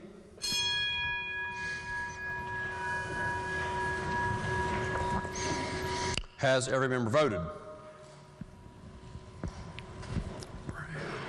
If so, the clerk will close the machine and ascertain the result. On this question, there are 71 ayes, 24 nays, and 5 members absent. Majority of members voting in the affirmative. The chair declares the motion adopted. Action on House Bill 4473 will be postponed 1 day. For what purpose? Of June the 16th, Doug Mant seek recognition. Thank you, Mr. Speaker. I would like to ask unanimous consent for this gentleman's words to be printed in the appendix of the journal, please. On House Bill 4473? Yes, sir. Or on the amendment? Yes. Okay, are there objections? Okay, no objections are heard. That'll be so ordered. Clerk will report the next bill on second reading. Committee substitute for House Bill 4516 to require medication-assisted treatment programs to have written policies concerning community relations. Are there amendments? If not, the bill will be advanced. Committee substitute for House Bill 4540 to update all retirement plans to comport with federal law. Are there amendments? If not, the bill will be advanced. House Bill 4612, decreasing the time period of eligibility for non-duty disability from 10 to 5 or more years of service for municipal police officers and firefighters' retirement. Are there amendments? If not, the bill will be advanced. Committee substitute for House Bill 4613, relating to increasing the multiplier for use in determining accrued benefit in the West Virginia Municipal Police Officers and Firefighters Retirement System. Are there amendments? If not, the bill will be advanced. Committee substitute for House Bill 4614, providing optional retirement service credit for unused accrued annual or sick leave days for municipal police and firefighters. Are there amendments? If not, the bill will be advanced. Committee substitute for House Bill 4657, creating the Critical Mineral Investment Tax Credit Act of 2022. Are there amendments? If not, the bill will be advanced. Committee substitute for House Bill 4660, establishing the status of beds when an intermediate care facility for individuals with intellectual disabilities closes. Lady in the 49th. Thank you, Mr. Speaker. I ask unanimous consent that the bill be advanced to third reading with the right to amend. The request is that committee substitute for House Bill 4660 be advanced to third reading with the right to amend. Are there objections? Okay, no objections are heard. That bill will be advanced to third reading with the right to amend. Clerk will report the next bill on second reading. Committee substitute for House Bill 4662 relating to licensure of Head Start facilities in this state. Are there amendments? If not, the bill will be advanced. House Bill 4827 relating to the promotion and development of public use vertiports. Are there amendments? If not, the bill will be advanced. Are there further bills on second reading? If not, bills on first reading. Committee substitute for Senate Bill 419 establishing pilot project to evaluate impact of certain post-substance use disorder residential treatments. The bill will be advanced. Committee substitute for House Bill 2733 relating to the establishment of a Combat Action Badge and Combat Action Ribbon special registration plates. The bill will be advanced. Committee substitute for House Bill 2838 authorize the ordering of restitution to the state for reimbursement of costs incurred for misuse of public funds and to create the state auditor's public integrity and fraud fund for use of said funds. The bill will be advanced. Committee substitute for House Bill 4012 prohibiting the showing of proof of a COVID-19 vaccination. The bill will be advanced. House Bill 4064 allowing antique car license plates for cars over 10,000 pounds. The bill will be advanced. Committee substitute for House Bill 4071 mask and quarantine option for parents and faculty. The bill will be advanced. Committee substitute for House Bill 4089 requires certain coverage and reimbursement for a person diagnosed with hypertension. The bill will be advanced. Committee substitute for House Bill 4285 relating to real estate appraiser licensing board requirements. The bill will be advanced. Committee substitute for House Bill 4317 tax credits for living and deceased organ donors. The bill will be advanced. Committee substitute for House Bill 4377 to update the involuntary commitment process. The bill will be advanced. Committee substitute for House Bill 4393 to increase the managed care tax if the managed care organization receives a rate increase. The bill will be advanced. Committee substitute for House Bill 4441 creating a Class M air rifle stamp. The bill will be advanced.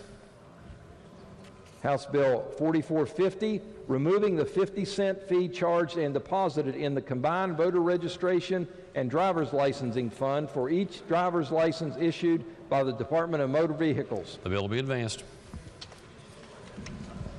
Committee substitute for House Bill 4466 relating to school building authorities' review of school bond applications. The bill will be advanced.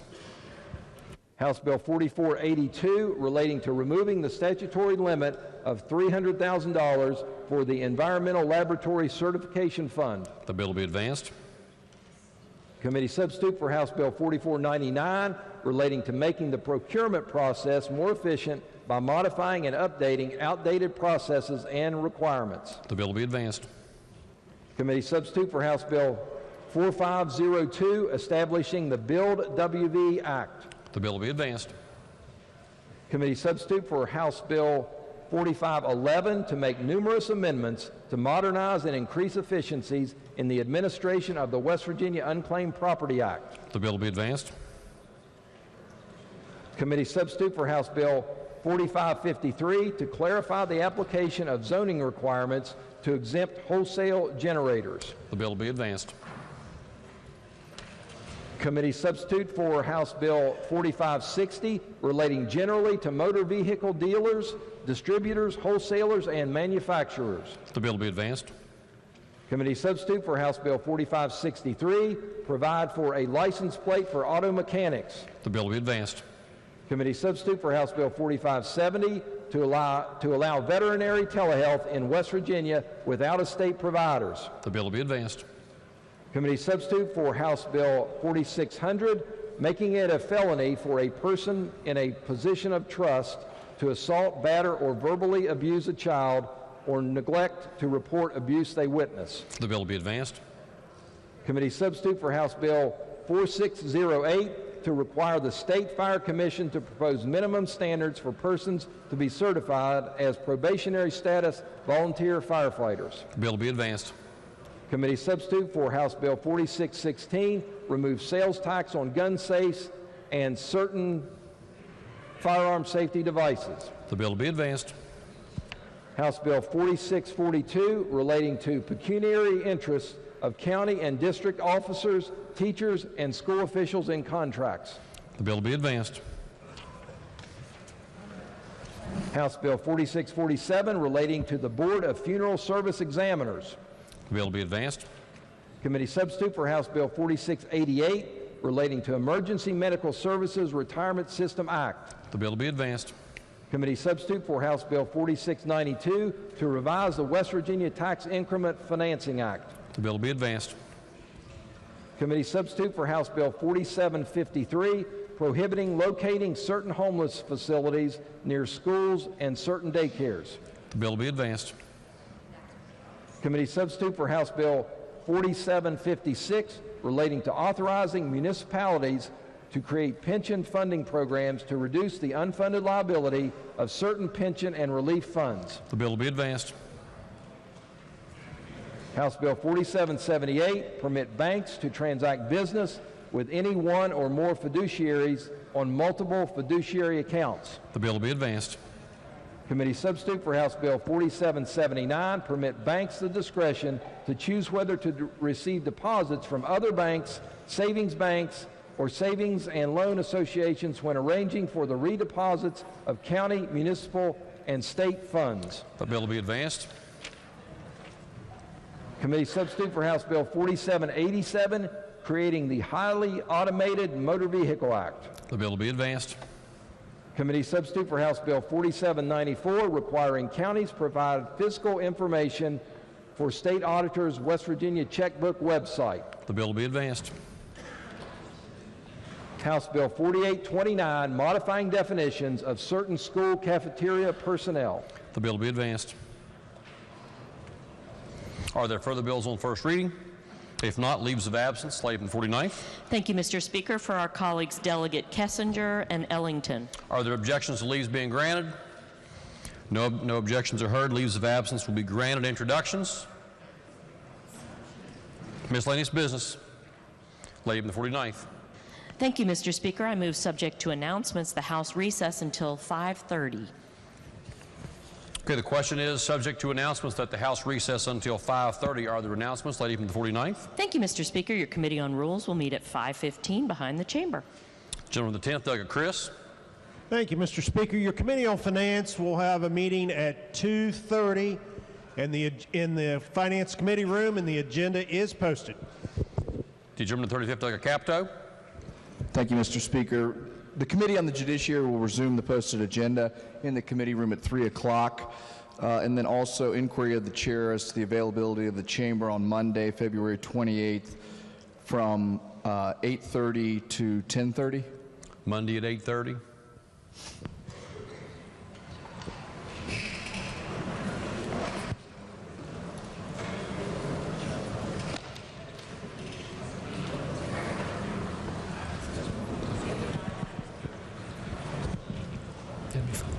There is availability. Okay. The House Committee on the Judiciary will hold 2 public hearings Monday morning. The first will be for the consideration of House Bill 4753, prohibiting locating certain homeless facilities near schools and certain daycare. That will take place again on Monday, February 28th from 8:30 to 9:30 in this chamber. The registration to speak at that hearing will open up at 8 a.m. in the chamber. Immediately following that public hearing at 9:30 a.m., the committee will have a hearing regarding the consideration of House Bill 2908 relating to disclosure of information by online marketplaces to inform consumers.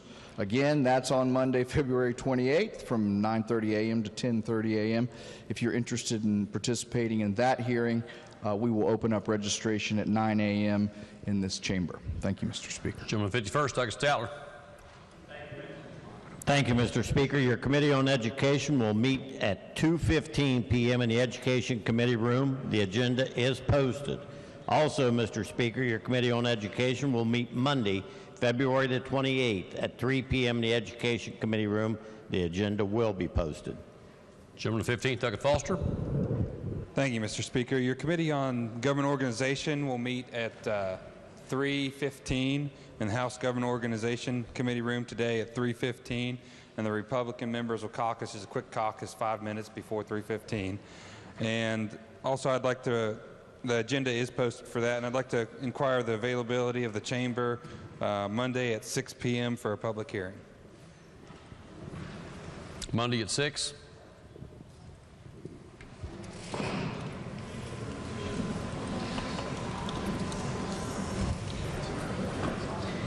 There's availability. All right, thank you. And we'll be having a public hearing Monday at 6 p.m. on House Bill 4840. And the floor, because the floor session, as the gentleman from the 29th announced earlier, the floor session for Tuesday will be interfering with the public hearing that he was talking about. So we're moving that to Monday night. And you can sign up at 5:30 in front of the House chamber. Anyone interested, sign up before the meeting, and we will start the meeting at 6 o'clock promptly. Thank you, Mr. Speaker. Gentleman 16th, Second Linville. Thank you, Mr. Speaker. Your Committee on Technology and Infrastructure will meet Monday at 1 p.m. The agenda will be posted. Additionally, the subcommittee of that committee on honorary infrastructure naming will meet 15 minutes prior to that, each in the Committee on the Judiciary room. And the agendas, again, will be posted. The gentleman 27th, Dr. Gearhart. Thank you, Mr. Speaker. Your Committee on Pensions and Retirement will meet at 1 p.m. Monday in the House Finance Committee room. The agenda will be posted. Lady to 51st, Take Walker. Thank you, Mr. Speaker. The American Red Cross will be hosting 2 blood drives at the state capitol on Tuesday. The first will be from 9 a.m. to 2:30 p.m. in Building 7. The second will be from noon to 6 p.m. in the Great Hall. Please make your appointments. I want to thank each of you who have donated in my son's honor and in others. Many of us know, love, and respect Tracy White. Tracy's husband is in ICU right now fighting for his life. She has asked many of us to donate blood, so if you don't have time to do that outside of these chambers, please sign up on Tuesday. She and I met as strangers, and as you've seen when she was on the floor this morning, we are now sisters. Her husband needs each of us to do our part and donate a little blood.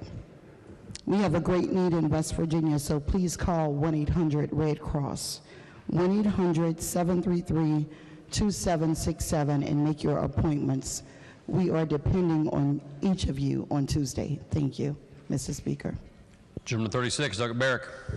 All righty, thank you, Mr. Speaker. Hey, I know we're all going to be here for the evening session, but I just thought I'd give you your weather forecast a little bit early for this evening. I got some great news for everyone.